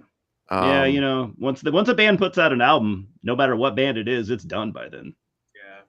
Yeah. I mean, I just saw Bob Dylan, and I was hoping he would just play his demos, but whatever. Yeah, he sold out years ago when he when he did his electric guitar or whatever. That's when I was done. That there were plenty of people that said that exact thing. Yeah, no. Oh yeah. Fuck this electric guitar, fuck face. Which we can all get that, when we you like something and they're like, oh, I'm crossing over. You're like, fuck you then. Have a good time over there. We'll be over here with the real shit. Have you guys seen, I'm sorry, this is off topic. Have you guys seen A Complete Unknown or have any interest in it? I do have interest in it, but I haven't seen it. No, I heard it's great. It's a good movie, and I know it's not a documentary, but I'd watch it. I think based on my own ideas of what happened at the time, it seems correct. Yeah. That there's a scene in the beginning where he's riding in the car with Pete Seeger and he's like tuning the radio and he gets it onto some Chuck Berry song and Pete Seeger's like, oh, you like that rock and roll stuff, huh? He's like, yeah, I like everything. He's like, a good song, you don't need all those frills. You don't need electricity and drums. It's like, oh my God, that's like, every scene is like that. It has the like, these are the rules, and anything beyond this sucks. And it was just funny to see it like represented in the '60s from like these hippies and like, oh, you can draw a parallel to metal today. You can't do that. That's so black metal right there, like. Yeah, right. You cannot evolve past where it started. Yeah. Sorry, back to the movie. I forgot what I was talking about. Apparently, Simon gave his dentist some Carcass CDs. That's a pretty cool story. What's that? Oh, okay. All right. That's not my dentist. He's not into that. I like it. I saw. So Joe. How I originally saw this movie was Joe Bob showed it on the last drive-in. Cool. And he brought up the kind of Don Quixote, Pancho Sanza kind of parallel to this, like, which I am kind of. It seems kind of obvious when somebody says it, but I hadn't thought of it. I thought that was kind of interesting. Yeah, I didn't think of it, but now that you mention it, that's a good point. This is my first time seeing this movie. I've only seen it once, so I have like way less experience with it than you guys. But I thoroughly enjoyed it. I already want to order it, so I can have it physically. Yeah, it was a good pick, Tom. It's a good movie to discuss. Yeah, and there's a feature-length making of documentary on here. I didn't expect it to be so really? funny. From a movie that old, I'm surprised. Yeah, that's true. I love the Grindhouse. I love how they always put the soundtrack in the deluxe releases. I always think that's cool. I always play them too. Whether they're cohesive or not, they're always fun to listen to. Yeah, you're talking about the Beyond. Oh yeah, the Beyond, not this one. Yeah, getting them mixed up. It's Severin. Severin. Okay. Beast. Yeah, I didn't expect it to be so funny. That was my biggest takeaway. I thought it was cleverly written and everything, and the acting was great, but I didn't expect the comedic timing to be so good, especially with the priest. I laughed so many times. For me, it was like the comedy aspects. Well, I mean, it's a comedy more than a horror movie probably, but I guess it's pretty dark, but I loved it as a comedy. That's kind of how it played for me. I was like, I've been needing some comedy, not saying I'm sad or anything, but like you don't see any funny movies anymore, It's like I really appreciate it. I mean, there's some horror comedy stuff that comes out, it's still solid, but I don't know. It really worked for me on a comedic level. Yeah, I'm trying to think like what comedies that come out. There's usually a couple, each year that are actually It's kind funny. of dead though. I actually have a theory about that.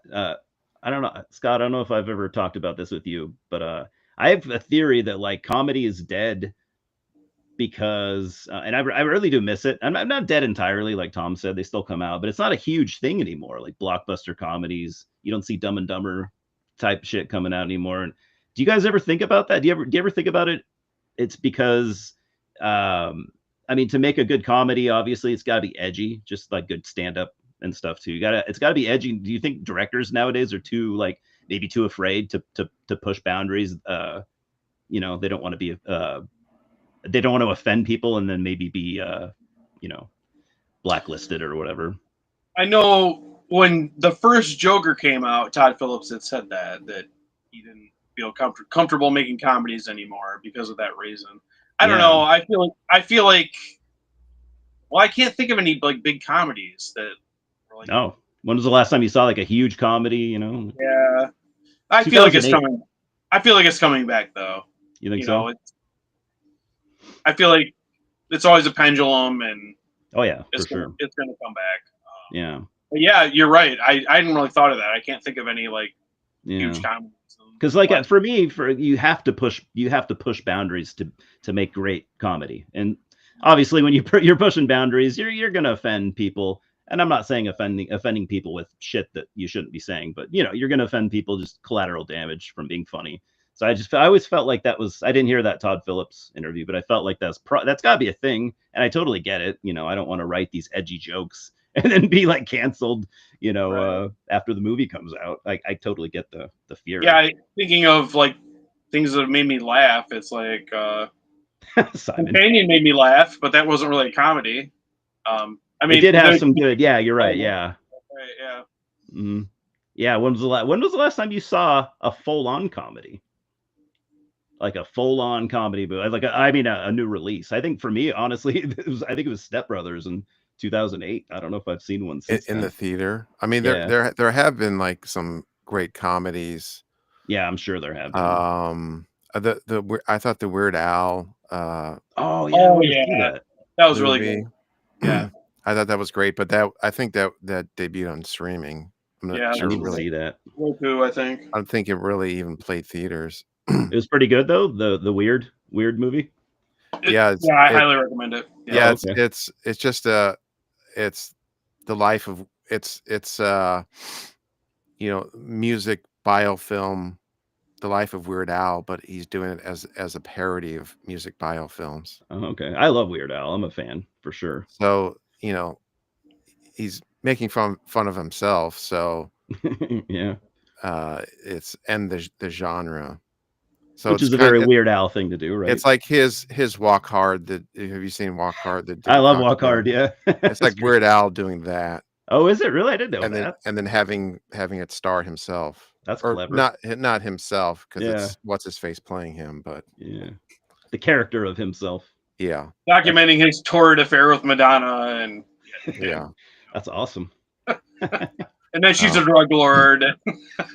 That's awesome. but it's like he's doing it like I'm the absolute shit. I'm incredible, and I'm gonna make my own music bio movie about myself to show how amazing I am. And then that's kind of the joke. So That's clever. I dig it's it. kind Yeah. of it's kind of meta in that way. You have to imagine that he's like making fun of people that, or at least produce their own music bio films, and make the band seem more important than they are. Oh yeah, of course. Which is a lot of them, Yeah, even down to like the scene where they come up with My Bologna, like it's so Yeah, and that's a perfect parody of that type of scene. Like a snapshot in history, like a great moment in time. right. It's like this scene where the band, how they write a song, Like the someone, Beatles or something. yeah, John says, "Boy, we had a hard day last night." And, and then they're like, Oh. Oh, and then Ringo's like, "Wait a second, there's a song." It's that scene. So he does a parody of that. Like a light bulb scene. Yeah, That's so cool. and then I mentioned it to you, Eli, but the Hundreds of Beavers. Yeah, I still really want to see that. That's not anything Scott saw like. it too, I think, right? You said it was I awesome. did watch it. Yeah, it was really fun. Yeah, both you guys have said it was awesome now. But like people absolutely hate that movie. Really?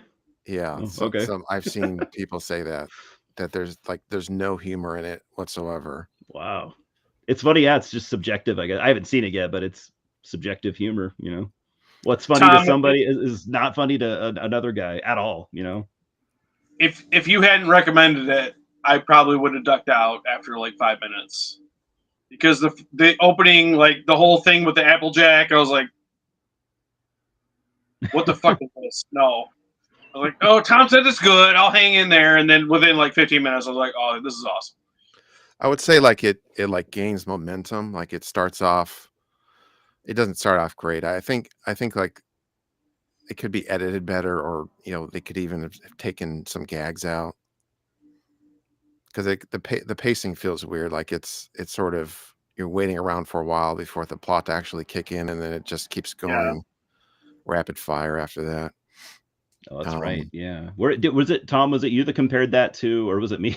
That compared that to Everything Everywhere All at Once, where it's like, yeah, it kind of just goes and it's kind of relentless, and for some people that's kind of like just it's over, like sensory overload.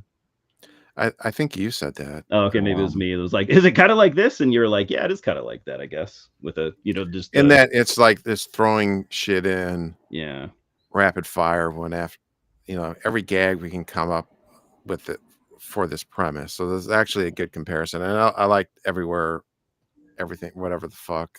I know. I don't even know if I said it right the first time. I liked it a lot. I liked it a lot, just because of that. It just a bunch of random shit, but that's fine. Movies like that, though, I will admit, though, I do sometimes feel like, all right, man, this is just relentless. Like, maybe I need a break, but I get it. All right, I get both sides. Yeah, because I love that movie, and I did feel that at one point. I was like, man, this movie is just it just grabs you, and it just doesn't let go at one point. But it's fun. Yeah, who I think like the Judd Apatow style comedies were the last big comedies in Hollywood comedies and movie theaters. I wasn't Early not really 2000s. Other than I like Superbad a lot. Yeah. But the other ones I didn't really care for that much. I like 40-Year-Old Virgin was all right. Yeah, I like that one. But then he did Funny People and I like Funny People. And I didn't like Trainwreck that much with what's her face. Didn't see that. But that's the last in terms of like big. There's comedies here and there that come out, yeah, that are really good, but they're usually like some British comedy or something offbeat. Yeah, indie comedy or something smaller scale. At least that I've seen. Yeah, smaller level stuff. Yeah. Yeah. Yeah, whatever happened to Judd Apatow? Not that I care. I'm over that stuff too. But Yeah, I don't know. it was this huge. He had just like this empire. It was like every comedy that came out it was like either Judd Apatow or like he produced it or he had a hand in somehow. Like, I think it got old. I think I don't know, I think a lot of people got tired of that scene. Some of And it was then good though. I still, just because I was a huge fan in the '90s, but I still watch the Kevin Smith movies. Oh yeah, love them. Uh, I Have you love seen even the what new he's well, done one? later but on. Have you Clerks, seen the Clerks was it the 3, 430 movie or whatever? the what? The 430 movie? Oh yeah, did that come out yet? I don't even Yeah, know. yeah, it's I out. just heard I heard about it sucks. I haven't heard much good about it, unfortunately. I think I'm done with after the Jay and Silent Bob and the Clerks 3. I think I've had enough Kevin Smith Oh, for a lifetime. yeah. I mean, the reboot, not great. Clerks 3, I'm going to quote Red Letter Media because Jay said when they were reviewing it, he goes, I don't want to call it pathetic, but I think I just did. And that's Yeah. exactly how I felt about it. Yeah. It was like, he made a movie about making clerks, but he already made that movie, which was Zack and Miri Make a Porno. And then I guess it tied into his, I mean, I know his dad died of a heart attack, and that was part of it. And, I don't want to minimize his personal pain, but I thought Clerks 3 was a pile of shit. I fucking hated it. I've been avoiding it. I've never said that about a Kevin Smith movie. Like I've been an apologist for a while. Like even if I didn't like it, I was like, well, it was interesting. But yeah, Clerks 3 was garbage. So yeah, I've been avoiding it after you told me when it came out. It was just kind of brought me down and just made me not want to see it and put myself through that. I'll probably watch it. I mean, and even beyond, it is a downer. It's just a downer movie. I'm just not. That's not what I want from Clerks. I mean, they've always had downer moments, but not. I don't want to hold downer. And usually I'm a staunch defender of anybody I'm a fan of, and I was that with Kevin Smith for a long time. I was an apologist, and finally got to a point where I was like, no. Yeah, you can't. This will not stand. At some point, you. Okay, yeah. What about? Did you like Red State? Because I loved Red State. Yeah, well, I think Red State is really good. I like Red State. Yeah. Other than the ending, the ending was dumb. Yeah. The second ending, the animated one. No, that's like the courtroom scene. Oh yeah, yeah. I thought that was really bad, but other than that, I really like the movie. Yeah, I even like Tusk. I haven't seen it. I don't like Tusk, but I respect it. I guess. I watched Yoga Hosers for like 20 minutes and I turned it off. It sucks. Seen that either. But I've seen most of his movies. Yeah. He's a great man. He's done some great stuff. I guess with some creatives, it that dries up eventually. Yeah. I mean, with music, it tends to be from your 20s to your 30s as your prime, and then you know why that is? Because fucking life sucks. Yeah. The older you get, the more jaded you get, and you don't have as much passion. I don't know. No, maybe not. I'm not judging. I'm just saying, like, it tends to be what it's like, How many bands do you like that their seventh album is your favorite? Yeah, or albums when they're 50. Yeah.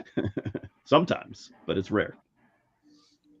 But that's another topic. Another topic. Or think of directors that were. I mean, there's directors that were kind of consistent. But then you have where they directed like similar types of movies. Yeah, that's what I was thinking too. So that they were, like John Cassavetes or something, or Eric Romer. you know, And then you have Toby Hooper yeah. on the other side of that, you know.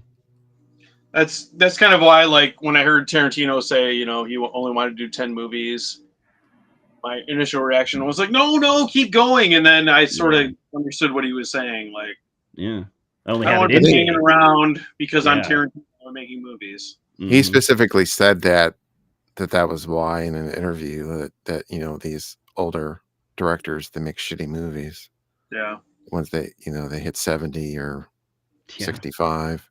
I mean, I haven't seen Megalopolis. I was gonna say that, yeah. I've heard it's not amazing. I think it's at least interesting. Oh, have you I seen think it? Yeah, I saw it in the theater. Oh, okay. I paid to see it. The funny thing is that if you've seen The Brutalist, it's like I haven't seen that either. It's too long. it's like The Brutalist, but wacky and partially shitty and random. Okay. But the fact But- that it was made is pretty cool, and it's pretty inspiring. The fact that he, you know, forked over so much of his own money. The fact that didn't he put he like believed 200 in it. million of his own money into it? He Yeah, like believed, yeah, 120 million or something. that's a fuckload of money. So he believed in it. So I respect that. But yeah, I haven't seen it. To me, the biggest problem is just the plot, because it's all about an architect. He's, you know, he's like a genius architect, but they never explain why. Basically, they explain it. He has like this magic substance, and that just makes him genius. And then Okay. so it's like that sounds so so the plot stupid. is like we're supposed to let this guy build the city because Yeah. he's a genius, because like they don't explain why this guy, what's so special about this. I wonder if there's like an Elon Musk comparison going on there. I don't know, but it's like not really. It's you're just supposed to accept that we're supposed to let this guy build the city. Yeah, just because he because we'll has have magic dust. We'll have utopia if he does it. Yeah, you know? And there's so many good actors involved, and which sometimes makes for a mess. But there's a lot of talent involved. I mean, big names, and maybe too many big names for a movie. But yeah, but that to me is just like a fundamental problem with it.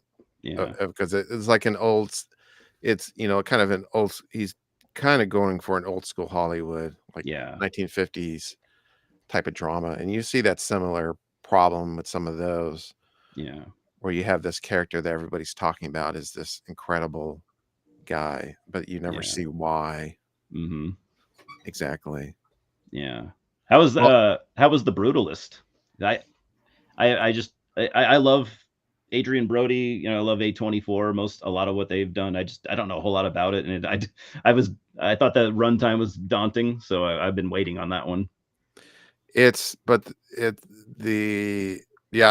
one of my favorite movies of the year. Oh, okay. It is. It's just Megalopolis done really well. Really well. It is old fashioned, like an old fashioned 50 style, but in the third act, they really change it up and break with that. Okay. And I probably would have seen it by now, but like in my circles of movie fans and stuff, nobody was talking about it. So like I didn't have that push other than, you know, I like Adrian Brody, I like A24, maybe some other stuff, but nobody in my circle was talking about it. So I just, you know, I would have probably seen it. And it's padded because there's like, I don't know if you've seen like a lot of these, like Lawrence of Arabia, or I don't watch a lot of movies like that from that time period, I'll be honest. But it's padded in terms of there's like the opening score and an intermission. Wow. And there's a long end credits. So it's really like half an hour of fluff. Shaved off, yeah. In there. So it's really like a 3-hour movie. When I do watch it, though, I'm going to do it right. Like I'm going to, you know, obviously calm down, carve out the time, you know, do it right. That way, because some movies like that, like I'll watch the first time, I'm like, I fucking hated this, you know, and then I realized like it was just too long. I didn't watch it correctly. I was distracted. You know, my phone was ringing, or my fucking dog was bugging me. My son was bugging me. So a movie like that, yeah, I'm gonna try and do it right. Also, Simon, I don't think I said anything about a second Tusk film, but if I did, I don't recall. No, maybe actually, shit. I think there might be a second one. I don't know. I recommend Tusk though. I think it's fun, but a lot of people don't like it, so I might be full of shit. I love R.I.P. Michael Parks. I think maybe that's why I like it. I think I just like Michael Parks a lot. Yeah, he's great. Yeah, and he's a He was underrated on he's a lunatic in this movie. Yeah, it's awesome. All right. Somebody's cat. Midnight never. I saw him move around, but he never did anything. Oh, I know. What a that's a pretty cat. He's beautiful. Show her what he got. Yeah, I agree. Look at the fur, man. Is he a Maine Coon or a? No. No. He's just a big old fuzzy cat. Yeah. He's got that look to him, you know. He's got the Maine Coon look. Yeah. We can't keep up. He hates getting brushed, so we can't keep up. So we get snarled, then we have to shave him, and then it grows out, and then rinse repeat. But he's the sweetest little guy. He comes in the morning and waits for my alarm to go off, and then when I turn my alarm off, he just touches me on the face. Like, Daddy. He's just such a sweet little boy. There's some kittens over by my girlfriend's work that we might go and rescue because they've been hanging out there a couple of days, and she said they look definitely homeless, so we might go try and capture them. They're pretty small. They're like size of a potato maybe, so they're pretty young. I haven't seen the mom, so it looks, I don't know, it bums me out to see them out there. Yeah. And I might keep one if we do it, because I haven't had a cat in a long time, and I love cats. So if we do that, I might keep one, or maybe I'll keep two or something. Would Louis be okay with that? Yeah, that's debatable. He'd be okay with it. I don't know if they'd be okay with it though. He loves cats, but he's okay, cool. Yeah, but I think he would just be so overbearing on them. So I'd have to think about it, or I thought I'd bring him home, and if it didn't work out, I could rehome them. Find a home for them. Yeah. But yeah. Oh, and by the way, Simon, before we go, yes, I brought that up real quick, the Tusk 2. I guess Kevin Smith has confirmed it, but he also said it was going to come out last year. So who knows? That's another thing that turned me off Kevin Smith, is his constant announcing of projects that never happened. Yeah. I mean, Mallrats 2, and I think he's announced that like 3 times. Because he's got the money and the means to make it happen. So it's like, don't tell us things if you're not going to do it for sure. Well, then there was the thing. I don't know if you guys how close you guys follow Kevin Smith. I was kind of like a huge stalker fan for a while. He announced he was doing this movie, and then it became a TV series called Hit Somebody, which was based on the Mitch album Warren Zevon song. It was supposed to be like a hockey show / movie about like a goon, like in the 70s or something. And then he wanted to cast Sean William Scott for it. That'd be cool. And then this went on for a year. And then Sean William Scott ended up being in another movie called The Goon, another hockey movie. Yeah, The Goon. And Kevin Smith was super pissed off that, oh my God, I wanted him in my hockey movie, and then he went and did this other hockey movie, and fuck him. And well, meanwhile, Kevin Smith's movie never fucking happened. So he's one of these guys. He gets like the germ of an idea, and then he announces it like it's going to happen, and then it never happens. So, imagine if Sean William Scott had starred in 2 different Hockey Goon movies.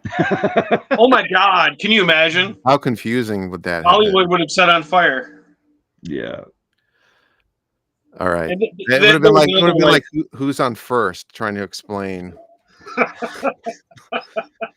The funny. It was like I was into the cult of personality of Kevin Smith, and then there was that, And then after Red State, I don't even remember who the actor was, but Ben Affleck cast somebody who was in Red State in his next movie and didn't talk to Kevin about it. And Kevin was super mad. Really? Oh, Like that's he owned this disappointing. fucking actor, and he and Ben Affleck were friends, and Mhm. but I don't know what's going on between them. But he was all mad that Ben Affleck stole his actor, and I was like, oh, so you're kind of a bitch, right? Like kind of like a So- petty little bitch. So once Kevin Smith has worked with an actor, you don't get to use them anymore unless He you owns them, I guess. ask yeah. him first. Okay. I don't know. It was. I guess it was a lesson for me. Like, don't Yeah. don't No, I don't hear have you. any heroes. Like I know. everyone's kind of a piece of shit when you get down to it. And I know. Unfortunately, you're not wrong. I mean, it's happened to me numerous times where it's like, God damn it, man! If I worship this guy for years and he's a piece of, he's a douchebag. Like, I think sometimes, yeah, it's sad, but I think sometimes we paint a picture of someone in our heads of what we think they are, and they aren't that person. Right. They might have shades of it, but I guess at the end of the day, we're all kind of shitty. Or It's we almost all better- fuck up. It's almost better to be like a fan of Varg because you know he's a piece of shit. But you don't have any. I like no- Barg there's no- because he's honest. There's no sketch math with Right. Varg. No. Like maybe he had a session bassist that was a Nazi. Yeah. Does that Right. does that count? Like, Like, you no. know where you stand. You know where you stand. No, Yeah. it's pretty straightforward with him. Yeah. There's no like, I don't know, man. He says some weird things. Do you think he's really into it? No, he's into it. Yeah. Some of the things he says, I think he might not like Jews. Yeah. He has some of his history facts really wrong. He wants to live on a Jewless island. Is that problematic? Yes. Only for him, not for the rest of us. All right. I think I'm going to call it because I didn't want to go over 2 hours. Oh, sorry. Yeah, we babbled a long time. Sorry, man. I will mention this random fact because I mentioned the two competing. There could have been two competing Goon movies. Oh yeah. So you guys know Canon Films, Golan and Globus, the two Israeli producers. Mm-hmm. When they split up, Golan produced a film called Lambada: The Forbidden Dance. I might have this flipped, but it doesn't matter. And then Globus produced a film called The Forbidden Dance is Lambada. Oh my god. What? They came out on the same day. Oh my god. Holy shit! No way. You can look this up. Lambada: The Forbidden Dance and The Forbidden Dance is Lambada. Only I knew Canon, there were two, but I didn't know they were the same day. only Canon would do this. We could have had Goon starring Sean William Scott and then And The Goon. The Goon Yeah. starring Sean William Scott come out on the same day. On the same day. Oh, that'd be That would amazing. be awesome. That would be awesome. Which one? I was watching Goon the other day. Oh yeah, I love that movie where Sean William Scott does no, not that one.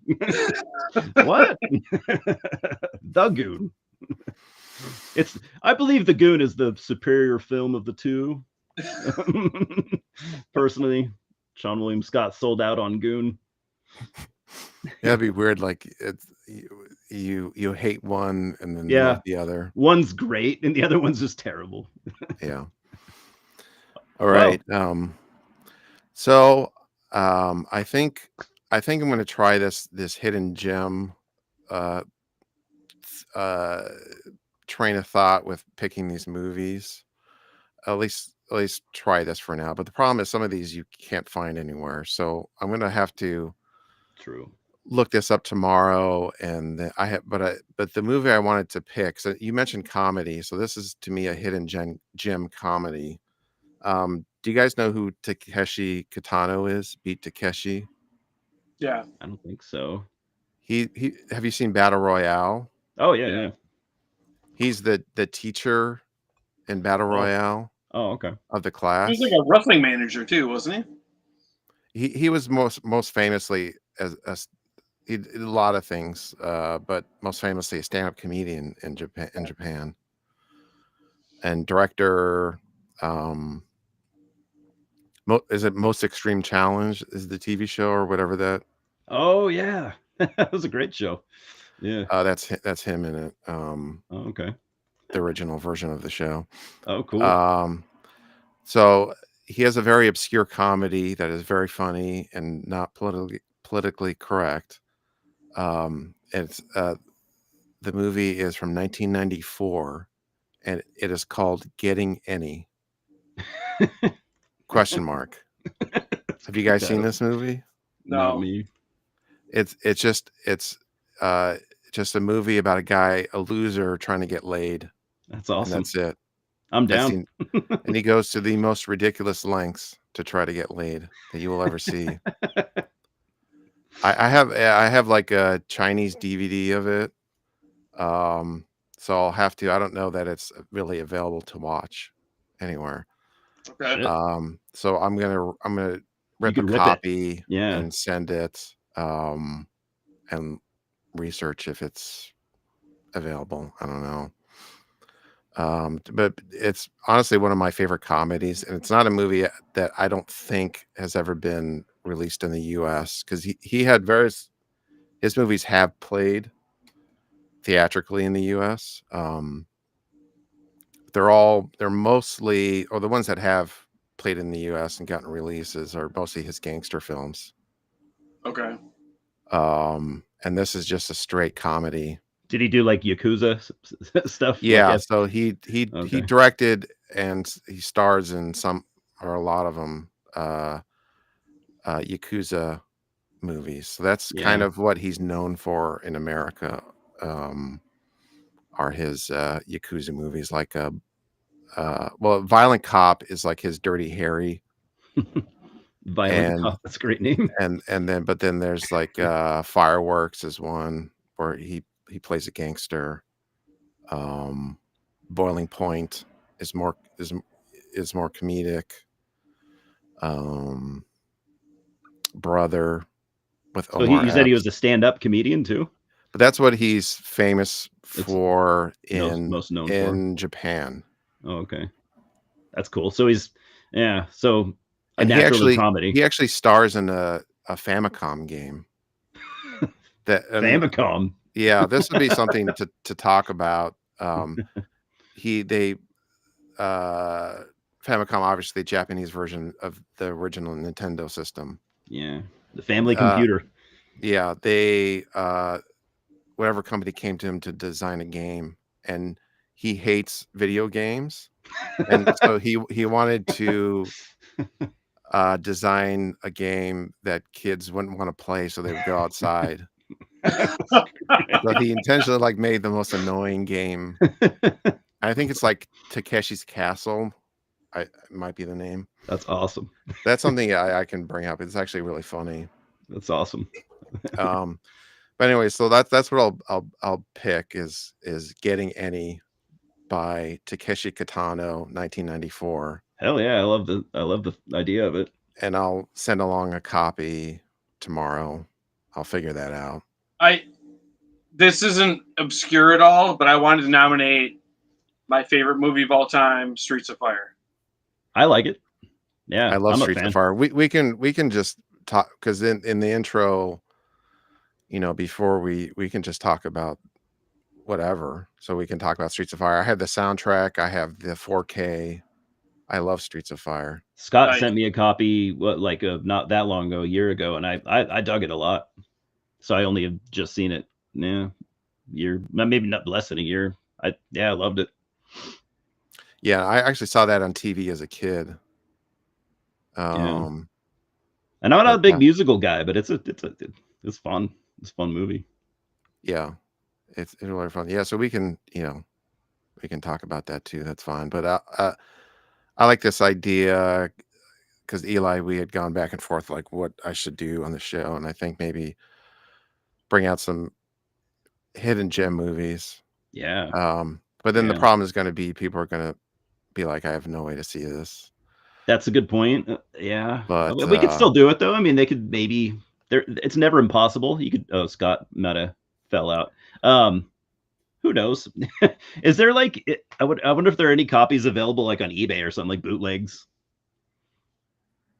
Yeah, I'll look it up. Yeah. Yeah. And either way, I think it sounds fun. I'm down, for the It's got laughs. yeah. Sorry, my internet went out for a second. Yeah, I That's figured okay. you fell off.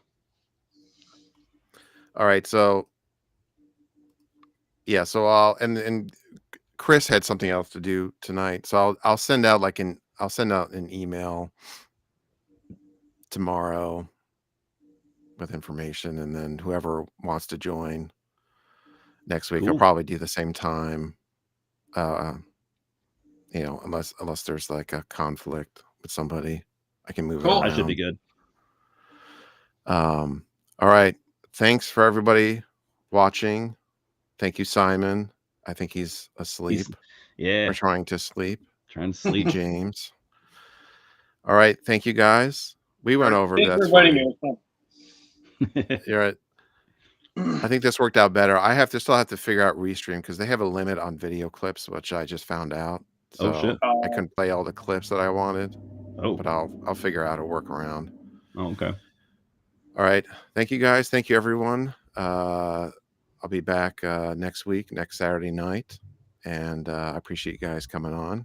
And Hell yeah. yeah, we kill all posers. Yeah. Fuck Triple Burger King. Yeah, triple fuck 'em. fist bumps all around. Oh, there we go. Bullet Club for life. Yo, yo, yo. For life. All Oh right. wait, not live anymore. I wanted to wear a I'll- cancel. I'll end I want to it. wear a canceled shirt for you. All right. I had to wear the Rich Evans. Oh, nice. I didn't even see it. Oh, that's what that is. Okay. Yeah. Shout out Yeah. to Rich Evans. Yeah. Shout. Yeah. He's watching. I'm sure. Yeah, He's a fan. yeah, I'm sure.